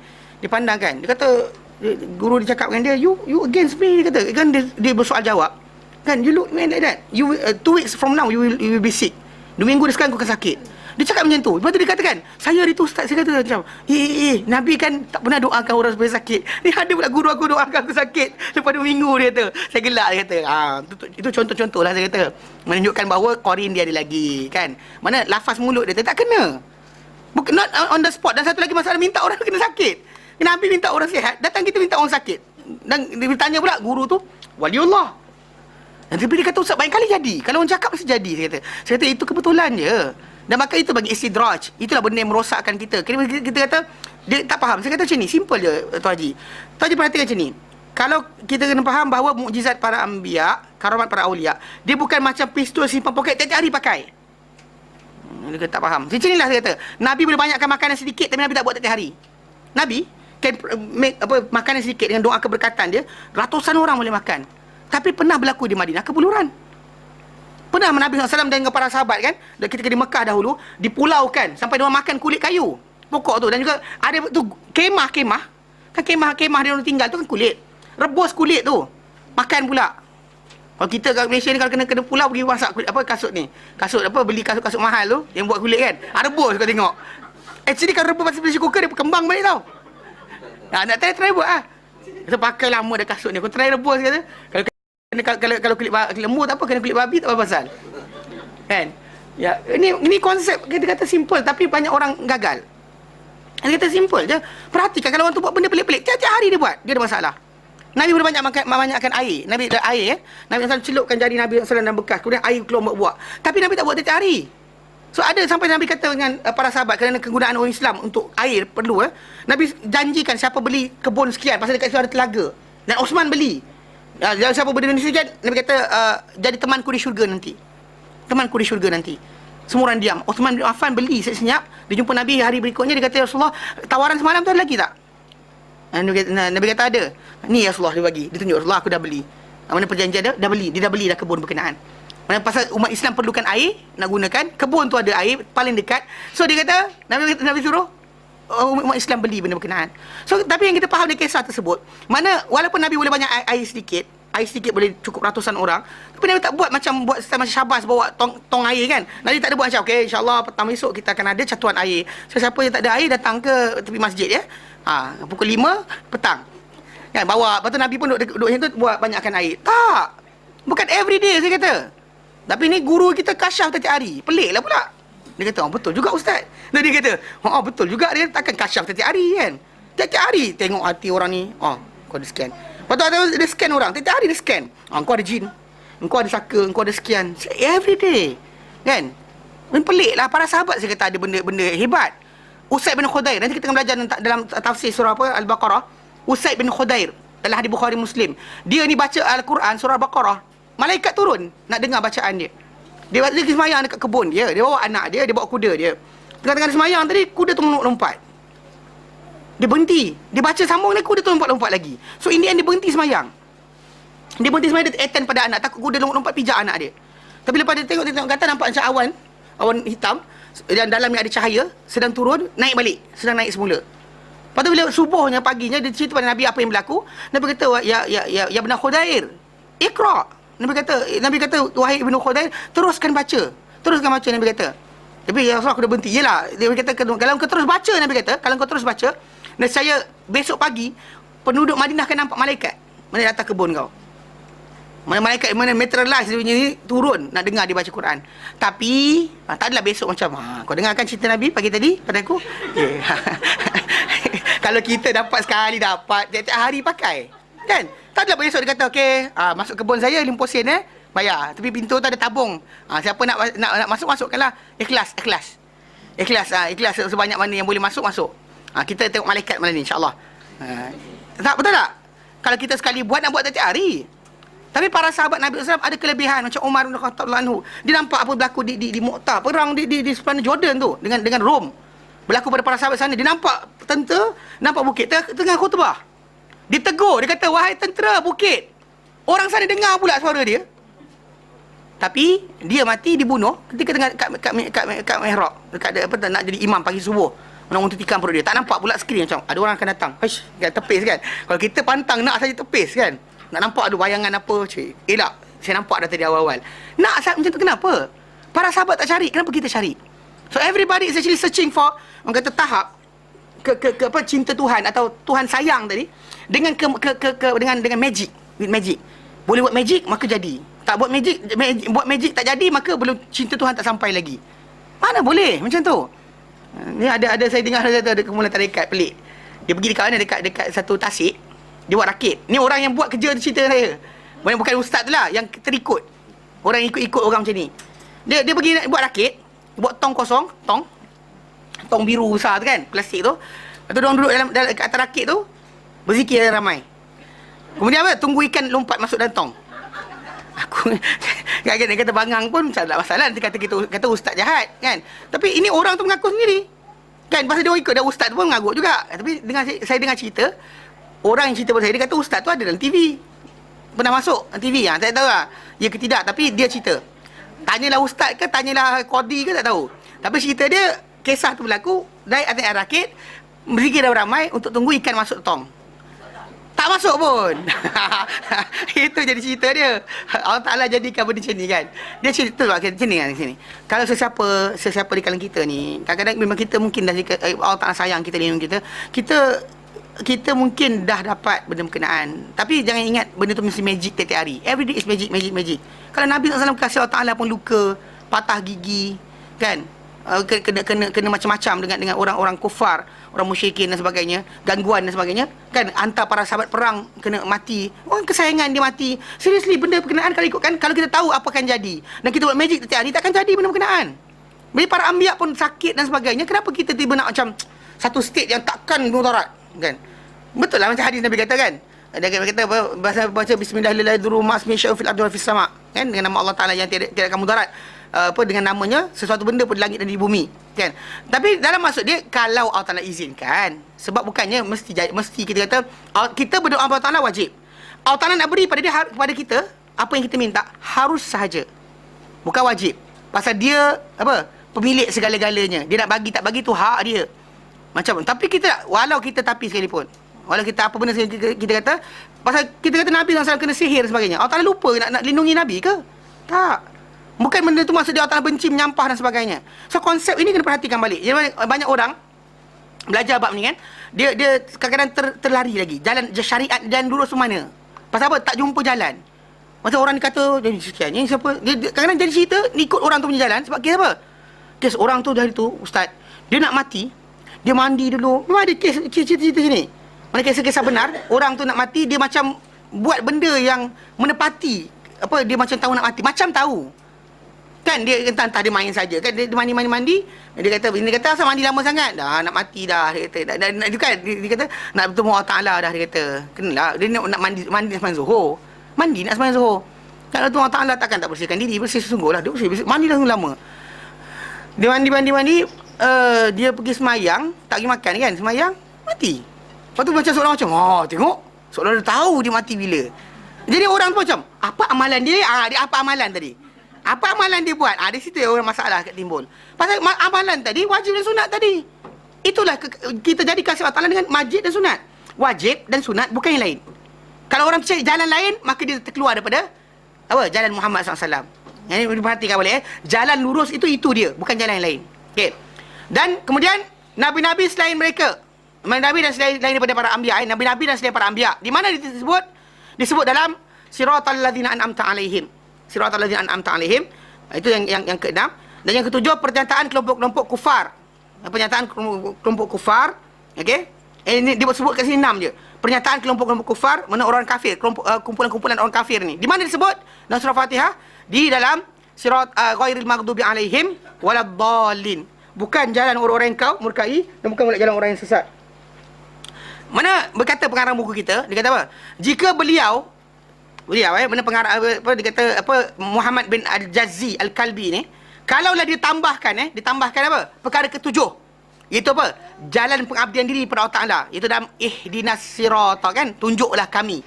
Mana cara kita nak minta kepada Allah Taala, macam mana kita abdikan diri. Nescaya sempurnalah paksi-paksi yang 7. Cukup 7 yang macam kita bincangkan dalam tajuk ni. Dan 7 tajuk tersebut automatik dah cukup, okey. Dan pasti melemparkan cahaya terhadap rahsia penamaan As-Sab'ul Mathani dan Quran Azim. Pasti nampak dengan jelas kenapa, akan terang dan nyatalah kenapa dinamakan surah Al-Fatihah ini 7 yang berulang. Sebab every time kita baca apa surah sekalipun, kita seolah sedang baca apa? Penjelasan surah Al-Fatihah. Tengah baca kisah berkenaan dengan Firaun, mana dalam tajuk maghdubi alaihim dhalin. Tengah baca tentang orang-orang yang apa, yang pengikut Musa AS, yang lawan Musa, yang tanya lembu tu kan. Bila lembu tu warna apa sebagainya. Balik pada tadi. Maghdubi alaihim waladdallin. Kan kalau kita baca tentang kisah-kisah orang yang apa redai. Kisah contoh macam dari surah Yasin kan. Kan bila kita kata nak apa wajah bin aqsal madinati rajulun yas'a. Qala ya qaumi tabi'ul mursalin, kan dia orang nasihat kan. Datang daripada ujung apa bandar berkenaan. Bila Allah Taala utuskan dalam surah Yasin tu 2 nabi. Tak cukup nabi, Allah tambah 3 nabi untuk pandu kaum berkenaan kepada kebenaran. Lepas tu datang pula seorang datang jadi saksi pula, kata ikutlah rasul ni. Ittabi'ul mursalin, ikutlah orang-orang yang diutuskan. So this kisah macam ni kan, kisah yang berlaku ni, dia rujuk pada siapa? Alladzina an'amta alaihim. Every time kita baca macam ni, alladzina an'amta alaihim. Macam kata para anbiya, alladzina an'amta alaihim. Faham? So mana balik ke situ. So every time kita baca, seolah macam kita baca keseluruhan Quran tadi, sedang baca apa? Penjelasan surah Al-Fatihah. Itu 7 yang berulang-ulang. Meaning dia tadi berulang dengan Quran dan juga Quran yang agung. Mana seolah dia merangkumi Quran seluruhnya. Jelas? Tapi janganlah lepas ni terus baca Fatihah aja cukup lah Ustaz. Janganlah macam tu pula. Kan pasal setiap surah tadi Allah Taala berikan apa fadilat dan kelebihan. Contoh macam surah Al-Baqarah dan Al-Imran, di hari akhirat nanti akan menjadi peguam dia pembela kepada siapa yang menghafal dan mengamalkannya. Manakala kita kat dunia ni beri kan boleh beli lawyer kan. Orang nak saman orang je lawyer. Nak semuanya lawyer kan. Tapi di akhirat nanti kalau kita tak ada dah siapa boleh tolong kita, tapi Nabi berikan jalan. Contohnya macam kalau orang tu dia nak keselamatan, antaranya surah Al-Baqarah tadi hafal dan amalkan. Dan juga Al-Imran dia akan jadi hari akhirat nanti. Itu pun kelebihan besar. Atau contoh macam untuk menghalau rumah kita daripada dimasuki oleh syaitan. Maka Al-Baqarah dirujuk di situ dalam Al-Baqarah. So itu yang tambahan yang Nabi letakkan. So amalkanlah macam daripada sihir muawwidhatain. Tapi memang para sahabat Nabi SAW dia bila berjampi dan sebagainya, setakat nas yang datang keseluruhan mereka menjampi dengan surah Fatihah saja. Masalah macam keseluruhan Al-Quran lah. Tapi kalau zaman kita sekarang macam-macam kan. Jampi je macam-macam keluar. Untuk migrain surah sekian, ayat sekian. Untuk apa? Sakit perut. Lepas tu datang kanser pun ada. Untuk kanser surah sekian, ayat sekian, macam-macam. Untuk sakit jantung pun ada. Ni ustaz, ada orang ajar saya, dia kata doa ayat Quran yang dia amalkan kalau baca tak kena stroke. Saya kata apa benda? dia pun tunjuk, dia tangkap gambar ayat Quran yang ustaz tu tunjuk kan. Baca-baca. Fattaqullaha wa ati'un. Mana kena amal kalau ustaz fattaqullaha wa ati'un, ustaz tu kata nanti kita tak akan kena stroke. Saya kata kenapa? Gila ustaz, dia cakap tu. Saya kata tu Haji tahu tak abang tahu tak apa benda maksud ayat ni? Dia tak tahu. Mari saya terangkan. Saya sebut dalam Quran Karim ayat tu, saya cek balik. Dia ada 7 kali atau 6 kali berulang dalam Quran. Dan every time dia berulang, actually ketika para anbiya, para nabi ni bercakap pada kaum dia, takutlah kamu pada Allah, takwalah kamu pada Allah dan ikutlah aku. Fattaqullaha wa ati'un. Siapa cakap? Nuh cakap. Siapa cakap? Hud cakap. Siapa cakap? Saleh cakap. Siapa cakap? Mana? Para anbiya tadi cakap macam tu. Takutlah kamu pada Allah, ikutlah aku. Saya kata di mana ruang ayat ini dengan jantung abang? Abang nak relate macam mana? Macam mana link dia? Cuba try link kan. Tak ada link ustaz. Macam mana abang baca boleh jadi? Tapi ustaz tu kata, saya kata dia masalah sikit. Faham tak? Dia actually jangan tanggungkan ayat Quran macam kita bincang dulu. Jangan tanggungkan ayat Quran, benda bukan tugasan dia. Benda bukan tugas dia, jangan tanggungkan. Contoh macam bila contoh macam kalau tugasan ni, contoh macam ni tugasan Al-Quran Karim pandu manusia. Atau contoh macam ayat tertentu Allah terangkan di situ doa para anbiya macam Musa AS dalam surah Qasas. surah Qasas. Lepas dia tolong budak perempuan ni 2 orang yang bagi minum binatang, dia makan minum apa dia bagi minum pada binatang-binatang ternakan mereka. Lepas Musa tolong, Allah kata fatawalla ila zilli, lalu Musa pun beralih pergi ke bawah shade, bawah redupan teduhan. Lepas tu dia kata apa? Faqala, lalu dia berkata, Rabbi inni, Rabbi Tuhanku, inni, sungguhnya aku, lima anzalta ilayya, terhadap apa yang kau turun padaku ya Allah, min khairin, daripada kebaikan, daripada rezeki, fakir, aku amat memerlukan. Dan lepas tu dia datang anak seorang daripada yang dia tolong tadi, datang jumpa dia, ajak balik rumah, berkata bapak nak bayar dia antara sebab apa, upah bagi apa dia tolong tadi. Maka dapat makan. Dia dapat nak makan, tak ada nak makan tak boleh, maka dia doa. Maka kalau siapa-siapa doa ketika lapar, kan tak tahu nak makan kat mana, bukan tak tahu restoran mana. Ni aku masalah. Ni restoran mana ustaz nak makan? Kita baca ayat ni. Nanti kita sampai restoran bagus. Bukan. Maksudnya tak ada duit kan, tak tahu nak makan kat mana ke, apa duit tak ada kan. Mana kesempitan. Lalu baca doa tadi. Kena dengan mana tugasan ayat tadi, kena dengan tempat dia. Atau doa ketika bertaubat, atau doa ketika kesempitan. Mana benda tu macam bertaubat, macam doa Adam AS, atau doa Nabi Yunus. Kan ni doa ketika mana sedang dalam keadaan apa, tertekan ataupun dalam masalah, macam Adam AS, Rabbana zalamna anfusana tadi, ketika minta ampun, bertaubat pada Allah Subhanahu Wa Taala. Mana rasa dosa ni banyak sangat, mana minta ampun Allah Taala dengan ayat tadi. Kena tugasan tu kena. Atau kata-kata apa para anbiya, hasbiyallahu wa ni'mal hasbunallah wa ni'mal wakil. Itu pun sama juga, ketika mana kita tak tahu nak buat mana, nak berserah pada Allah, lafazkan itu. So kena dengan tugasan dia. Tapi datang ada orang pergi ambil. Macam tadi ayat yang kita baca surah Al-Imran tadi kan. Ayat tu ada tugasnya bagi tahu kita jalan, which is the way for you to get love of Allah. Mana cinta Allah Taala nak dapat macam mana? Baca ayat tu, kita bukan baca ayat tu, amalkan apa dalam ayat tu. Mana apa ayat tu kata, ikut Nabi, maka dapat benda yang dijanjikan. Tapi ada orang contoh macam salah faham, dia ingat kena baca banyak kali. Ataupun orang kita sebab tu dia gunakan ayat tadi apa? Ayat pengasih. Maksudnya dia tanggungkan ayat itu tugasan yang bukan dia. Ayat tu datang untuk pandu manusia supaya bagi tahu mereka jalan mereka dapat cinta Allah Taala adalah mengikuti Muhammad SAW. Datang ada orang dia ambil ayat tu, dia apa? Dia kul in kuntum tuhibbunallah, dia sebut nama orang tu. Fattabi'uni, supaya orang tu sayang dia. Salah. Nampak tak? Dia tanggungkan tugasan yang bukan pada ayat berkenaan dengan tugasan tersebut. Sebab kenapa kita kata tajuk ni, kena tahu jalan-jalan ni, mana pengertian tadi jelas kat situ. Mana masa Al-Quran Karim ni nyata. Al-Fatihah ni merangkumi keseluruhan. Tu sebab sahabat banyak mereka ni ambil Al-Fatihah sebagai jampi-jampi dia menggunakan Fatihah. Simple je. Mana pasal memang datang Nabi mengiyakan benda tersebut. Dan mereka lihat surah Fatihah ni paling agung. So dia baca Fatihah. Nah, kita tak cukup kan. Ayat apa baca? Tak ada ayat sekian. Oh, tak hafal lah. Tak boleh sampai tu. Kan? Kalau tak ada benda macam tu, tak hafal dan sebagainya kan. Doa je cukup dah. Cukup dah doa. Ya Allah aku susah, bantulah aku. Ya Allah aku sekian, bantulah aku. Minta pada Allah Taala direct. Tak perlu kepada bentuk yang lain. Jelas? Baik. Sempat habis kot? Okey. Tak. Yang ketujuh. Faham Sejadi paksi pengertian surah Fatihah tadi, apa cara bentuk pengabdian diri Allah Taala ataupun pengertian Quran seluruhnya, itulah dia paksi sebenar perbincangan Al-Quran suratul Fatihah ataupun tajuk surah Fatihah, itulah dia pengertian dia atau paksi dia kat situ.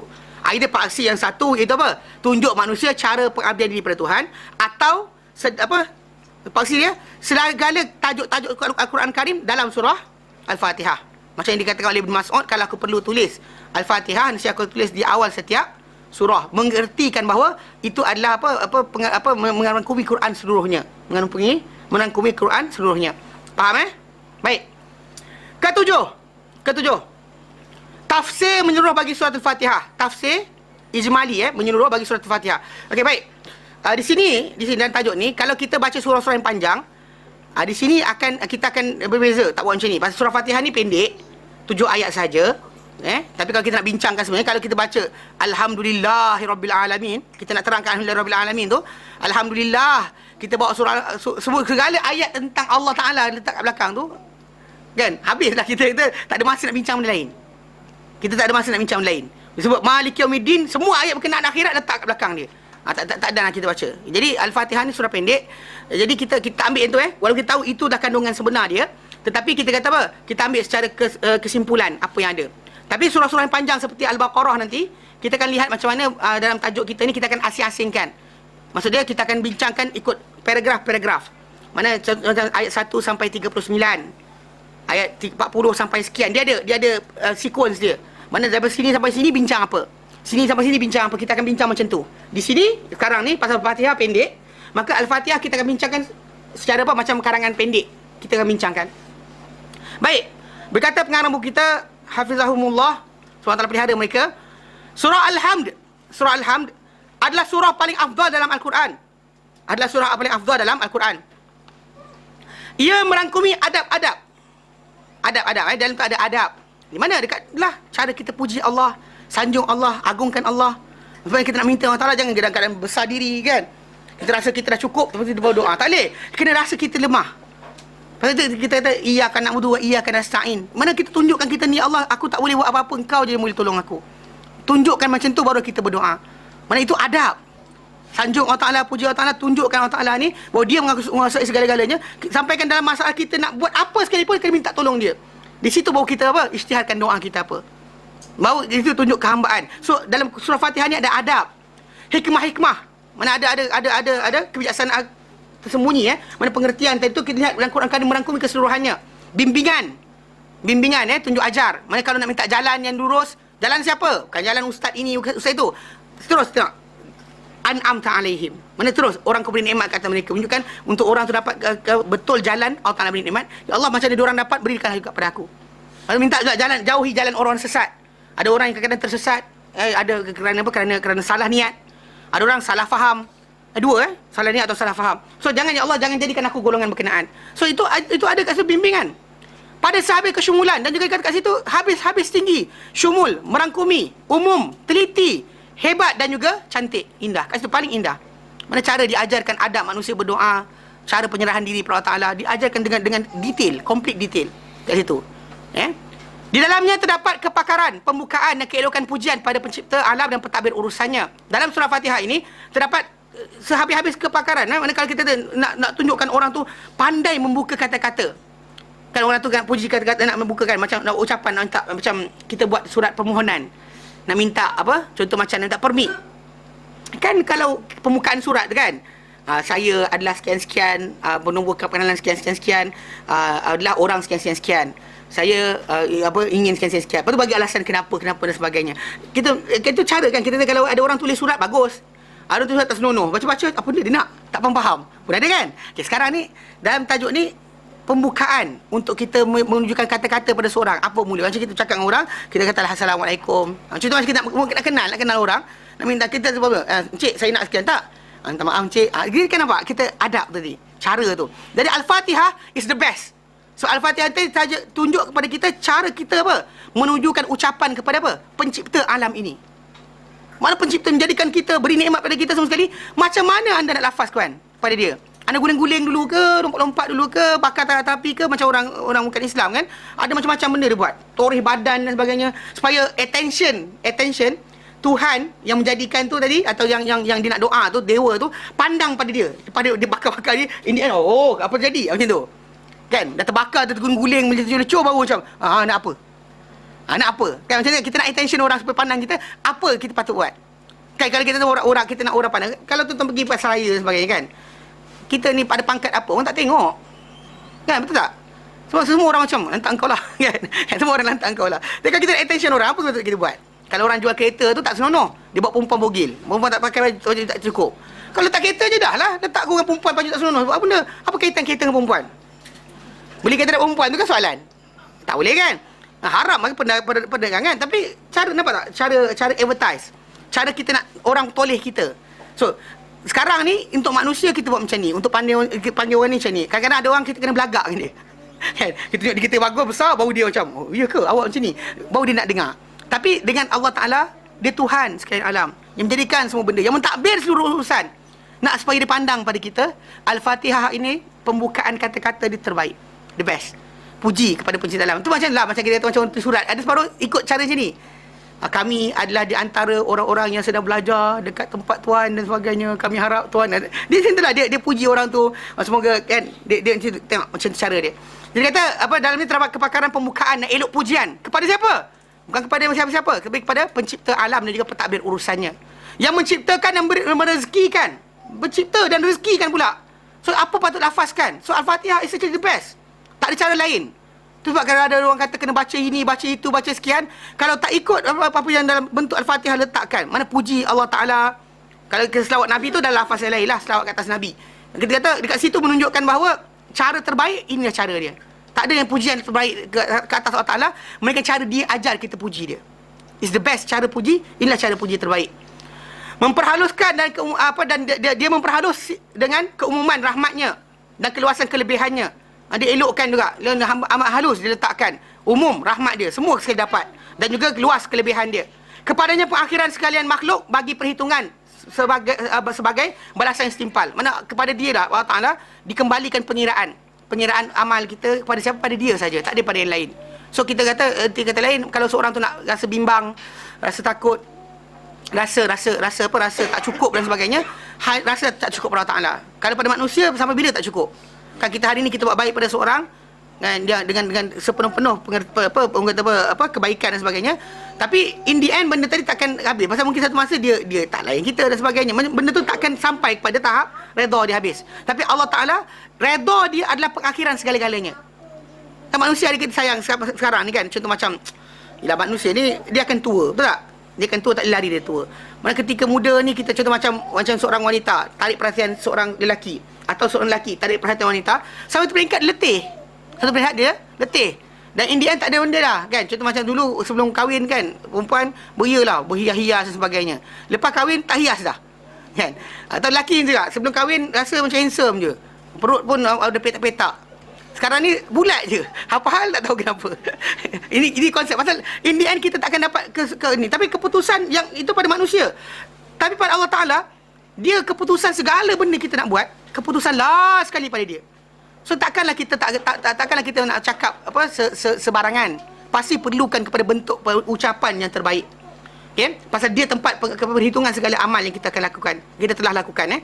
Dalam surah ini mengajarkan sekalian hamba agar menghadap kepada pencipta mereka dengan mengukakan wasilah-wasilah yang disyariatkan untuk mereka oleh Tuhan mereka. Mana mereka nak dekat diri pada Tuhan, ikut wasilah dia.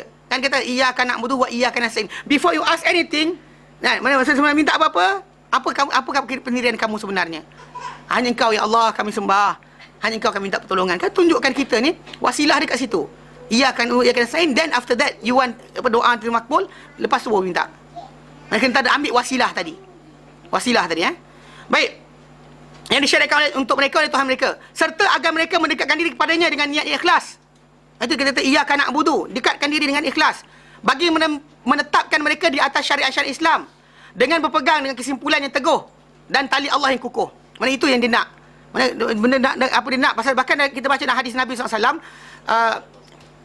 Dalam hadis Nabi SAW, dalam hadis yang berkenaan dengan nama Fatihah ini, surah Fatihah ini, suratul salah, surah salat. Kan Allah Ta'ala kata di akhir surah Fatihah dia kata apa? Hadha li abdi wa li abdi ma sa'al. Ini surah ni apa dia baca, hamba aku minta ni untuk dia, dan untuk hamba aku apa dia nak minta. Untuk hamba dia aku apa yang nak minta. Tu yang kita amin kan. Amin, kita minta kepada Allah Ta'ala ni. Dan bahkan kita kata lepas pujian Allah Ta'ala, serah diri Allah Ta'ala, tunjukkan kat mana kita nak minta, apa yang kita minta. Ihdinas siratal mustaqim datang lepas apa? Lepas segala apa? Wasilah dah buat, puji Allah dah buat dan sebagainya, barulah kita minta apa kita nak. So benda-benda tersebut wasilah tadi bukan wasilah maksud dia kena apa? Bai'ah orang, tak ada. Khalifah tak ada, khalifah tarikat bukan. Maksud dia adalah ibadah, ikhlas ibadah, dan juga apa? Minta harap pertolongan Allah Ta'ala saja. Barulah kita zahirkan benda berkenaan. Baik. Yang tali-tali kukuh tadi dan juga syariat tadi telah berpegang dengannya golongan diberi nikmat ke atas mereka dari kalangan nabi-nabi, orang-orang siddiq, para syuhada dan orang soleh. Yang satu hujung lagi dari Allah Ta'ala, satu hujung lagi sampai kepada nikmat ke syurga. Mana itu kata tali tadi panjang kan, dia tu laluan yang sebenar. Kalau seorang satu hujung tu pada Allah Ta'ala, mana kalau manusia ikut jalan tadi sampai kepada Allah Ta'ala, dan sampai dia kepada syurga Allah Ta'ala. Ini akan sampai ke situ dengan jalan berkenaan. Siapa ikut jalan lain takkan sampai. Tidak akan sampai. Pasal kita kata betul, ada manusia kata kalau baik apa salahnya, itu untuk syariat ataupun orang-orang yang tak ada nabi, itu mungkin kita kata moga-moga Allah Ta'ala terima. Tapi siapa-siapa yang ada nabi, ada utusan yang Allah Ta'ala utus kepada dia, maka jalan lain tak pakai. Kalau tidak, nanti everybody will think that jalan dia betul. Kan semua orang kata macam sekian. Jadi apa guna nabi diutuskan? Pasal Nabi diutuskan untuk ditaati. Kalau tak ditaati Nabi berkenaan, so apa guna Allah Ta'ala jadikan untuk dia mukjizat dan juga kelebihan supaya manusia tak ada hujah untuk tolak dia lagi. Ni datang orang kata tapi Nabi betul, tapi ini pun sampai juga ustaz kot. Dan Nabi ceritakan berkenaan orang-orang sebelum Nabi Muhammad SAW, macam kaum orang-orang yang apa masuk syurga, macam wanita yang apa bagi makan minum pada anjing semuanya. Itu cara Nabi didik manusia ni menunjukkan rahmat Allah Ta'ala besar. Tapi jalan untuk sampai pada rahmat Allah Ta'ala tadi, jalan Muhammad saja. Bukan jangan reka-reka buat suka hati Ni bahaya. Okey. Juga dalam surah tadi mengajarkan agar dijauhkan mereka daripada tergelincir dalam kepercayaan dan terpesong daripada kepribadian. Mana kepercayaan salah tak boleh, terpesong kepribadian, akhlak tak betul pun tak boleh. Sebagaimana keadaan agama-agama yang telah lalu. Lalu menjauhkan dia dengan segala-gala dengan sengaja sengaja berdegil sejak awal. Mana mereka ni yang tahu kebenaran, mana agama terdahulu tahu kebenaran, lalu lepas tahu kebenaran tu apa, diorang jauhi kebenaran tadi, dan dengan sengaja dan berdegil sejak awal, lalu mereka layak mendapat kemurkaan Allah Ta'ala. Itu satu kumpulan, itu al-maghdubi alaihim. Dan agama-agama yang terseleweng dari kebenaran, lalu tersesat dari petunjuk, lalu mereka di setiap lembah mereka merayau tak tentu arah, tak tahu ke mana-mana, kan, benda tak patut sembah, tak patut minta dan sebagainya. So jadi in the end benda tu adalah keputusan mereka. Kita minta Allah Ta'ala jangan jadikan kita macam tu. Sesungguhnya makna-makna yang dirangkumi oleh suratul Fatihah yang terdiri daripada pujian kepada Allah Ta'ala dan kembali kepadanya dalam berdoa adalah lambang pengabdian diri seorang yang beriman. Mendekat diri pada Allah Ta'ala. Mana cara orang tu mendekat diri Tuhan? Dalam surah Fatihah tadi ditunjukkan cara dia. Lalu hatinya akan berpaut kepada Tuhannya, Tuhan sekalian alam. Lalu dia akan menghisap dirinya pada perhentian-perhentian yang dia berdiri pada hadapan Allah Ta'ala. Mana setiap kali dibaca, kan macam kita kata Nabi terangkan surah Fatihah, surah Salah, Nabi terangkan bila kita kata Alhamdulillahirabbil alamin, Alhamdulillahirabbil alamin, Nabi kata, Allah Ta'ala akan kata Hamidani abdi, hamba aku puji aku. Lepas tu kita sebut Ar-Rahmanir Rahim, Allah Ta'ala kata Asna alayya abdi, hamba aku sanjung aku. Lepas tu bila kita kata Maliki yaumiddin, Maliki yaumiddin, pemilik hari pembalasan, Nabi kata, Allah Ta'ala kata fawada ilayya abdi, mana hamba aku serah diri padaku. Mana maksudnya kan kita tunjukkan kita, ya Allah, hari pembalasan aku tak boleh buat apa. Maksud dia macam tu. Maksud dia kita kata ketika tu Allah Ta'ala kata fawada ilayya abdi, mana hamba ku serah diri padaku. Betul bila kita kata iyyaka na'budu wa iyyaka nasta'in, Allah Ta'ala akan kata hadza baini wa baina abdi. Inilah dia. Mana ibadah, kan, ikhlas ibadat dan juga apa? Penyerahan diri pada Allah Ta'ala dan mengharap pertolongan Allah Ta'ala dalam segala urusan. Inilah di antara aku dan hamba-Ku. Hadza baini wa baina abdi. Wali abdi mas'al, dan untuk hamba-Ku apa yang dia nak minta. Lepas tu bila sampai dia ihdinas siratal mustaqim, tunjukkan aku jalan yang lurus, siratal ladzina an'amta 'alaihim ghairil maghdubi alaihim waladdallin. Akhir Allah Ta'ala kata hadza li abdi. Inilah yang aku bagi pada hamba-Ku, wali abdi mas'al, untuk hamba-Ku apa yang dia minta. Dan kita pun amin. Kita makbulkan ya Allah. Mana kena faham? Bila kita faham setiap penghentian bacaan tadi, kita tahu sedang apa? Kita sedang menantikan jawapan Allah Ta'ala untuk lafaz kita. Kita menantikan berkenaan. Tak adalah baca laju sangat pun. Kan ini kelang kabut. Betul, Allah Ta'ala boleh berjawab dalam keadaan apa sekalipun. Yang kita baca straight sambung ke, berhenti-berhenti ke, tapi ikut berhentilah cara terbetul. Kerana Nabi baca berhenti, kita baca berhenti. Kecuali kita nak kejar. Kecuali yang kejar apa? Apa benda yang boleh kita kejar? Senak perut Jadi senak perut kalau kita ni, kalau kita kata kita sakit perut dan sebagainya, makruh solat.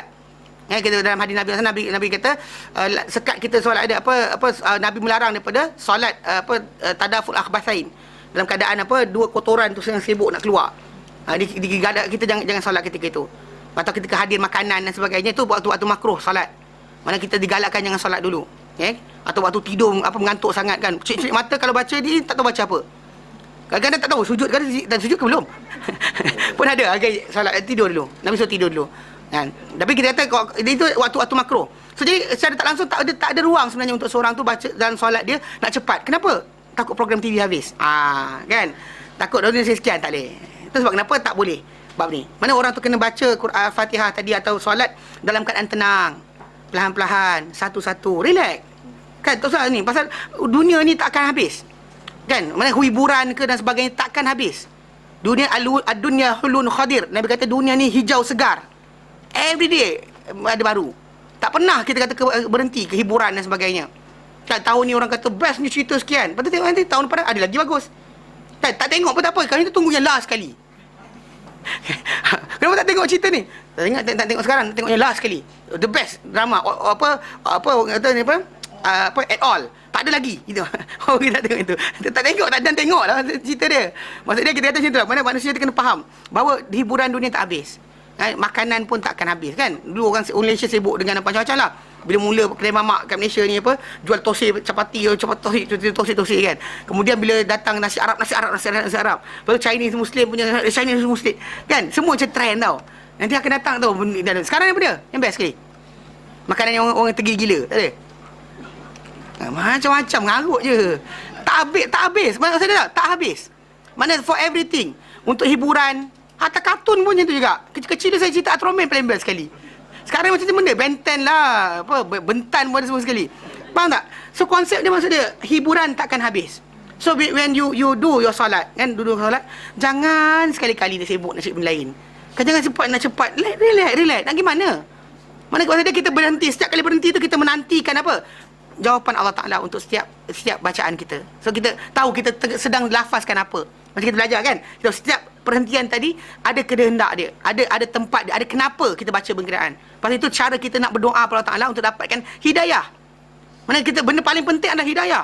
So nak minta hidayah tadi Allah Ta'ala ajarkan kita cara terbaik. So ikut Lalu dia akan menghisap dirinya pada setiap perhentian yang dia berdiri di hadapan Allah Ta'ala bagi merasai keagungan penguasa di pembalasan. So dia hari pembalasan ni adalah Tuhan yang paling agung, menguasai hari di mana kita punya amal akan dihisap, akan dikira. Orang zalimi siapa dan sebagainya semua akan dikira pada hari berkenaan. Hari mana siapa yang daripada anak Adam ni ataupun jin pun semua akan dibangkit daripada hari tersebut. Akan dihisap segala amal. Maka kita akan rasa kebesaran Allah SWT dalam setiap laluan tadi. Lalu dia akan menilai semula apa yang telah dipersembahkan di antara dua solat. Mana di antara dua solat tadi, contoh macam daripada subuh ke zuhur, apa aku buat sepanjang waktu tadi? Kan? Ni kalau tidak kosong je macam zuhur semayang nantilah. Kan kadang-kadang kan contoh macam nak pergi wayang ni. You dah solat ke belum? Tak apalah kejap lagi. Mana maksud dia faham tak? Bila kita jumpa ni subuh kita solat.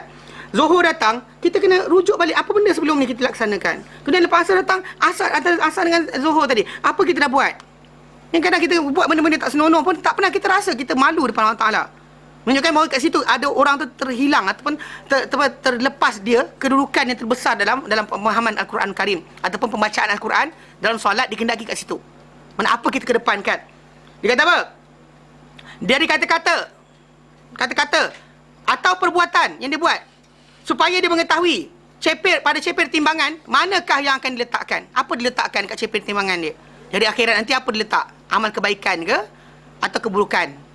Zikrullah ke? Wayang kan, maki orang ke apa diletak kat situ apa diletakkan agar dia mengetahui bahawa tiada penempatan dan tiada kejayaan melainkan siapa ditempatkan Allah Ta'ala. Jadi kat sini dia faham bahawa sebenarnya Allah Ta'ala jadikan suasana mana keadaan ujian kepada kita. So nak dapatkan tepat kepada kebaikan tadi hanya Allah Ta'ala boleh tepatkan. So kita kena pilih dengan betul-betul dia kata.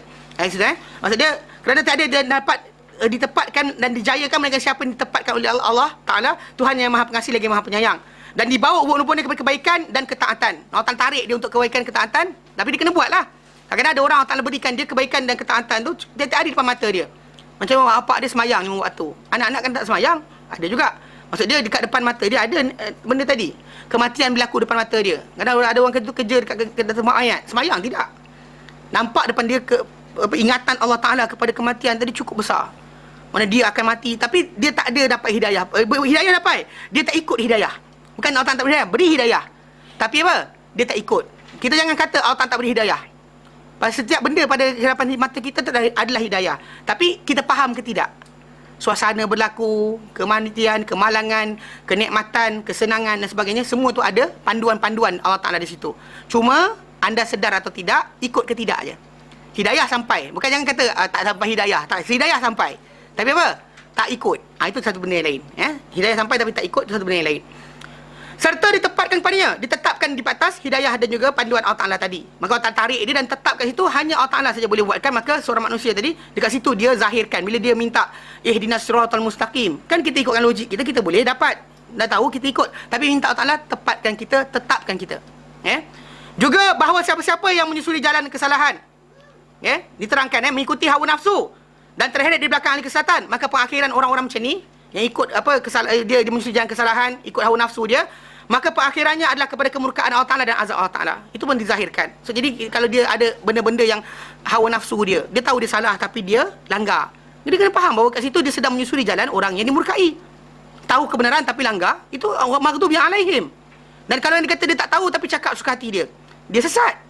Kan Allah Ta'ala sebut dalam Quran, wala takfu ma laysa laka bihi ilm, yang kamu ikuti apa-apa yang tiada ilmu pada kamu untuknya. Dan surah Al-Isra, ya, Allah Ta'ala nyatakan, innas sam'a, pendengaran itu, wal basara, dan penglihatan, wal fu'ad, dan hati, kullu ulaika, semua itu, kana, adalah dia, anhu mas'ula, daripada orang tu akan ditanya. Mana kenapa tak belajar, kenapa tak tengok, kenapa tak tahu, kenapa tak tanya, semua akan datang balik. Sebab kenapa tak ada, kita kata dalam arti kata lain, bila orang tu tersesat, dia tak boleh kata macam salahkan siapa. Dia tak boleh salahkan siapa. Dia kena tanya apa? Apa yang aku buat? Sebab kenapa dalam Islam tak ada istilah macam saya kata apa? Bangau-bangau tu. Bangau-bangau. Melayu kita seronok lagu tu, tapi lagu tu dia satu benda menceritakan tentang ni lah, tabi'i asbab. Tapi kita yang berlaku tadi, jangan salahkan orang. Kita macam bangau-bangau, kenapa kau kurus? Dia kata macam tak kurus, ikan tak nak timbul. Ikan tak nak, kenapa tak timbul? Rumput panjang sangat. Rumput kenapa? Kan dia sengaja salahkan orang. Rumput panjang, kalau dia kata tu Allah Ta'ala tumbuhkan dia panjang, macam mana? Dia kata kerbau tak makan. Kerbau kenapa tak makan? Perut sakit. Perut kenapa sakit? Makan nasi mentah. Nasi kenapa mentah? Anak dara tak pandai masak. Kan? Dia kata kayu apa, kayu basah. Kayu basah. Okay. Pasal kalau anak dia tak pandai masak pun salah juga. Jadi konsep dia sekarang ni maksud dia, jangan salahkan orang. Faham tak? Anda sesat diri anda sendiri. Anda dapat hidayah, ikut hidayah, alhamdulillah anda telah terpandu. Jangan salahkan orang. Lepas tu sebab kenapa kita katakan konsep ni, tak ada siapa boleh salahkan siapa. Sebab apa? In the end, kalau kita kata macam ni, seorang yang lahir dalam Muslim ni, dalam masyarakat Muslim, kita perhatikan, dia ni sebelah kaki dia, dah macam dah diberikan jalan ke syurga dah. Kan lahir-lahir terus macam, lahir-lahir anak Pak Imam, lahir-lahir anak-anak mufti. Sebelah kaki dah syurga dah. Lahir, kan, anak dah dapat hidayah dah. Tetapi kadang-kadang ada juga yang lari. Dan ramai yang lari. Take for granted, tak belajar pun, tak tahu pun kenapa. Sampai last sekali apa? Wuduk ni rekaan manusia ni. Ulama-ulama wuduk, dia kata rekaan manusia. Ni saya jumpa ada hamba Allah Ta'ala. Baik, abang ni baik. Seriously, kalau kita sekarang dekat tempat kita tinggal kadang-kadang, saya pun tak buat benda ni buat. Dia hidupkan surau tu, dia cari ni, duit dia mungkin banyak sikit kot. Dia buat kontrak ni, kerja sendiri. Dia bawa speaker, belikan speaker untuk surau dan sebagainya. Pasal dia dengar pesanan pak saudara dia. Pasal dia pesan, kau tak hidupkan surau, kau berdosa, dia kata. So, jadi tempat tinggal dia tu tak ada masjid dekat, kat Kepung. Kepung yang itu banyak kawasan Cina kan. So dia masjid besar tak banyak. So kebetulan kawasan dia ni jauh dari masjid. So dorang ada apartmen yang besar tu, ada kawasan khas disediakan untuk surau. So dia hidupkan surau berkenaan. Bagus, memang bagus abang ni. Kadang-kadang kita pun tak mampu buat apa yang dia buat. Tetapi dia tanya saya, ustaz, pada hantar saya, dia kata sebab apa dia kata ulama-ulama kita ni suka ada-adakan benda yang Allah Ta'ala tak perintahkan kadang-kadang. Nabi tak sabda, Allah Ta'ala tak perintahkan, tapi diorang ada-adakan. Macam apa saya tahu apa macam apa. Kalau dia sebut macam maulid Nabi ke, saya angguk lah. Tapi saya tanya apa macam apa. Dia kata contoh macam wuduk. Benda macam wuduk. Kan ulama kita reka, dia kata. Saya pandang muka dia, saya kata abang ni ya benar. Tak, ni bukan orang tak datang masjid ni. Orang hidupkan surau. Saya kata biar benar abang ni. Saya pun ambil Quran, saya bukakan surah Al-Maidah ayat ke-6. Saya pegang bang. Okey, abang ikut ya. Abang tengok kat situ, saya terangkan. Saya baca surah Al-Maidah ayat ke-6. Saya terangkan berkenaan wuduk punya tempat basuh wuduk dan sebagainya. Lepas tu lepas dengar tu, ya ada rupanya Saya tak tahu, saya ingat ke tak ada, dia kata. Kan? Macam tu sekali, bayangkan mana the idea of orang kata ikut-ikutan tu berlaku. Dia Muslim, anak orang Islam, tapi ignorance berkenaan masalah kenapa buat. So dah sekali dia sangkakan bahawa apa? Wuduk tu datang daripada rekaan ulama. Bayangkan apa yang akan jadi. Kalau kita extend jauh sikit, dah sekali semua syariat Islam akan dibuang. Kalau jauh sikit kita extend, semua syariat Islam akan dibuang. Macam ada orang saya jumpa tu, dia kata ada school of thought, dia kata. Your school of thought is not my school of thought, dia kata. Dia kata benda-benda ni Nabi tak pernah suruh. Dia kata sampai last kali ini yang lagi lawak ni, yang orang ni, orang baik, dia apa? Dia kata rasanya solat tu bukan macam tu, dia kata. Solat tu mungkin maksud dia dirikan kebenaran. Aqimus solat, dirikan kebenaran. Saya tanya dengan dia, abang ikut kamus apa? Arab ke, Arab Inggeris ke, Inggeris Arab ke, Inggeris, saya kata. Kan dirikan kebenaran. Solat datang mana dia kata solat tu kebenaran, kan? Dia diam. Dia tu interpret Quran sendiri. Mana ini masalah berlaku. Kadang-kadang dia ignorance, tak nak belajar dari sumbernya, dia nak belajar daripada bahasa Inggeris. Tahu dah Quran tu bahasa Arab, belajarlah bahasa Arab. Kan, belajar daripada tafsiran bahasa Arab. Bukan belajar tafsiran Inggeris. Kan kita kata belajar tafsiran Inggeris tu untuk pemahaman sementara tak apa. Tapi untuk kekal sampai mati pakai benda berkenaan bahaya. Pasal Al-Quran turun dengan bahasa Arab, pasal Arab, bahasa Arab ni Allah Ta'ala jadikan satu bahasa dunia yang tak berubah, tak evolve menjadi benda baru. Kita, orang Melayu kita evolve tulisan, pembacaan, cara susunan ayat evolve. Bahasa Inggeris evolve, berkembang. Start dari zaman dulu, zaman Shakespeare. Mana guna you, I? Tai, to. Kan? In thy name. T-H-Y kan? In your name, thy name. Mana pakai in your name? In thy name. Cakap kat sini. What is your name? What is thy name? Cikgu tanya. Nak mati kawan macam, ya benar benda cikgu cakap. Walaupun tu bahasa Inggeris. Bahasa Perancis macam tu. Bahasa India macam tu. Every bahasa, every language in dunia ni, semua macam tu. Tapi kalau tuan-tuan belajar bahasa Arab, kalau Nabi datang, bersabda pada kita sekarang ni, depan kita, kita faham apa dia cakap, kita belajar bahasa Arab. Takkan lari sama sepatah pun, sebenarnya. Pasal satu bahasa dunia ni yang tak berubah dia punya sistem. Mana bukan rigid, tapi apa? Fix. So that apa? Apa-apa arahan, apa perintah, apa suruhan, apa larangan Nabi SAW tidak berkembang menjadi interpretasi baru. Faham? Itu cara dia, tengok. Macam Allah Ta'ala jadikan Islam ni terjaga dengan, hatta dari segi bahasa pun terjaga. Terjaga untuk apa? Untuk pelihara Islam. Ini Allah Ta'ala jadikan satu-satu bahasa dunia ni yang kalau orang Arab jahiliah zaman dulu Abu Jahal, Abu Lahab datang bercakap dengan kita faham dia cakap apa. Kalau kita bercakap pakai bahasa yang dia yang kita belajar, dia akan faham kita cakap apa. Walau 40 tahun, walau awal lagi. Tapi kalau sekarang gunakan bahasa Inggeris sekarang, cakap dengan orang dulu, mampu tak faham? Kan? Kalau dia kata orang Melayu kita dulu cakap sekarang pun kita tak faham. Kan kena dulu kan asyik pantun. Cakap sikit pantun. Cakap sikit pantun. Tak mati budak kita macam lu gua ni, nak faham macam mana? NN pakcik cakap apa pula, dia kata. Kan? Dia kata NN kan. Pakcik cakap apa pula? Pakcik kata kan dia pula cakap apa hal budak cakap NN kan. So konsep bahasa ni faham So macam tu sekali Allah Ta'ala pelihara. Bayangkan macam mana terjaganya. So jadi take for granted, banyak orang walaupun ada ruang untuk belajar, tak belajar. Tapi tengok bila ada orang bukan Islam dapat terima hidayah. Dia lahir dan keluarga non-Muslim. Keluarga non-Muslim memang sebelah kaki kat neraka dah. Kan mana persediaan untuk masuk neraka tu dah ada. Lahir-lahir bapak dia sebab berhala. Cium patung dan sebagainya kan. Orang tengah kat api. So dalam kepala dia kecil, itulah benda paling bagus. Orang lahirkan dia buat benda berkenaan. So it's the best thing. Kan siapa? Mana ada orang kata bapak dia tak best? Semua kata bapak dia best. Biar bapak dia buncit ke pun dia kata bapak dia best. Betul tak? Kan? Mana konsep dia sekarang ni, bila kita tengok orang tu kan, dia lahir-lahir dan keluarga macam tu, sebelah kaki dan neraka dah. Tapi kalau dia belajar, kalau dia mengetahui, dia buat benda yang bertentangan. Orang Melayu kita yang Islam dia tak buat kadang-kadang. Sampai tangguh tinggal keluarga, pergi ke tanah Arab, tinggalkan harta dan sebagainya, belajar. Mana balik Malaysia jadi ustaz. Dia ustaz sebab apa? Sebab dia belajar. Dia ambil asbab pergi belajar. Ni kita kadang tak jadi ustaz, nak jadi ustaz macam mana, tak ada masa lah. Sibuk bisnes banyak kan. Kan ada mesyuarat, ada meeting. Ada orang tu kadang-kadang tu pergi haji pun tak nak lama. Kenapa tak lama? Ada meeting banyak ustaz. Juta-juta ni meeting ni. Problem sekarang kita kata takkanlah tak boleh ruangkan masa untuk ibadatkan diri sekali, tak tahu datang bila lagi nak tunaikan haji. Dia bila datang dia pergi haji dia nak pergi 3 hari tu je. Mana saya kata mana cukup pula. Kan pertama diorang seminggu sebelum haji tutup dah lapangan terbang. Yang ni kan dia tak bagi masuk. Dan balik pun macam tu juga. Paling kurang orang tu paling cepat dulu buat seminggu. 2 minggu paling cepat Tapi saya kata ustaz nak buat seminggu je. Saya kata kenapa? Relax lah, kena take slow. Tak nak kita kelang kabut, rupa gapah nak cepat balik. Kan ada meeting kan. Masalah jadi kenapa? Kan jadi kita kata konsep ini kita perhatikan. Kadang-kadang non-Muslim tadi tu, yang anak orang bukan Islam tadi tu, bila dia dapat hidayah, nampak ini benar, dia sungguh-sungguh nak cari. Dia belajar, sanggup dia tinggalkan macam-macam. Kita ni kadang dah Muslim dah. Nak belajar pun payah. Kadang belajar free pun tak nak. Sibuk pagi ni ada cerita Doraemon kata. Kan? Tak nak datang kelas. Pagi orang tu. Kan? Bukan sini tempat lain. Ni datang lah. Yang tak datang lah dia kata. Faham tak konsep dia? Take for granted kita macam rasa benda tu tak penting. Sedangkan ia adalah benda kepentingan. Sebab ini apa kita pelajari sekarang, apa yang kita tahu tentang Islam ini, atau kehendak Allah Ta'ala, larangan Allah Ta'ala, apa ajaran Nabi, bimbingan Nabi, ini menjamin syurga neraka kita. Nak kita ke syurga atau neraka, ini jaminan dia. Tapi kita take for granted macam tak apalah, nanti dah berpencin baru belajar. Bukan sini, ini datang tak pencin lagi datang.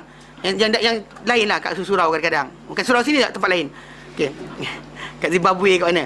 Baik, faham Oleh itu, hendaklah seseorang yang beriman mendapat perasaan. Dia kena datangkan perasaan dan penghadapan ini dalam diri dia, kena rasakan, kena sebut dalam diri dia. Ketika dia berdiri di hadapan Allah Ta'ala dalam solatnya dan doanya.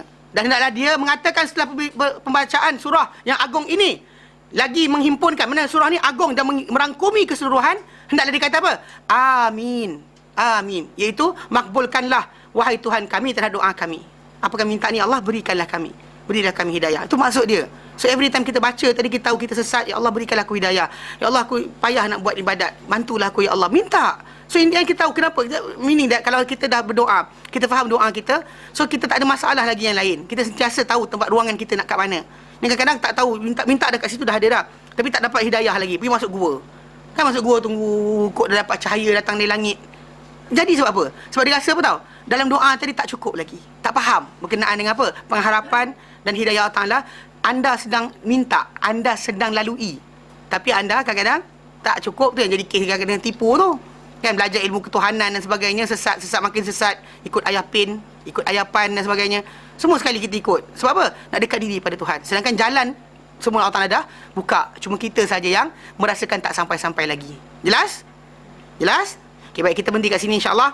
Nanti kita akan sambung kemudian ke 8 dan terakhir insya-Allah nanti berkenaan petunjuk, hikmah dan adab dalam surah Al-Fatihah ini.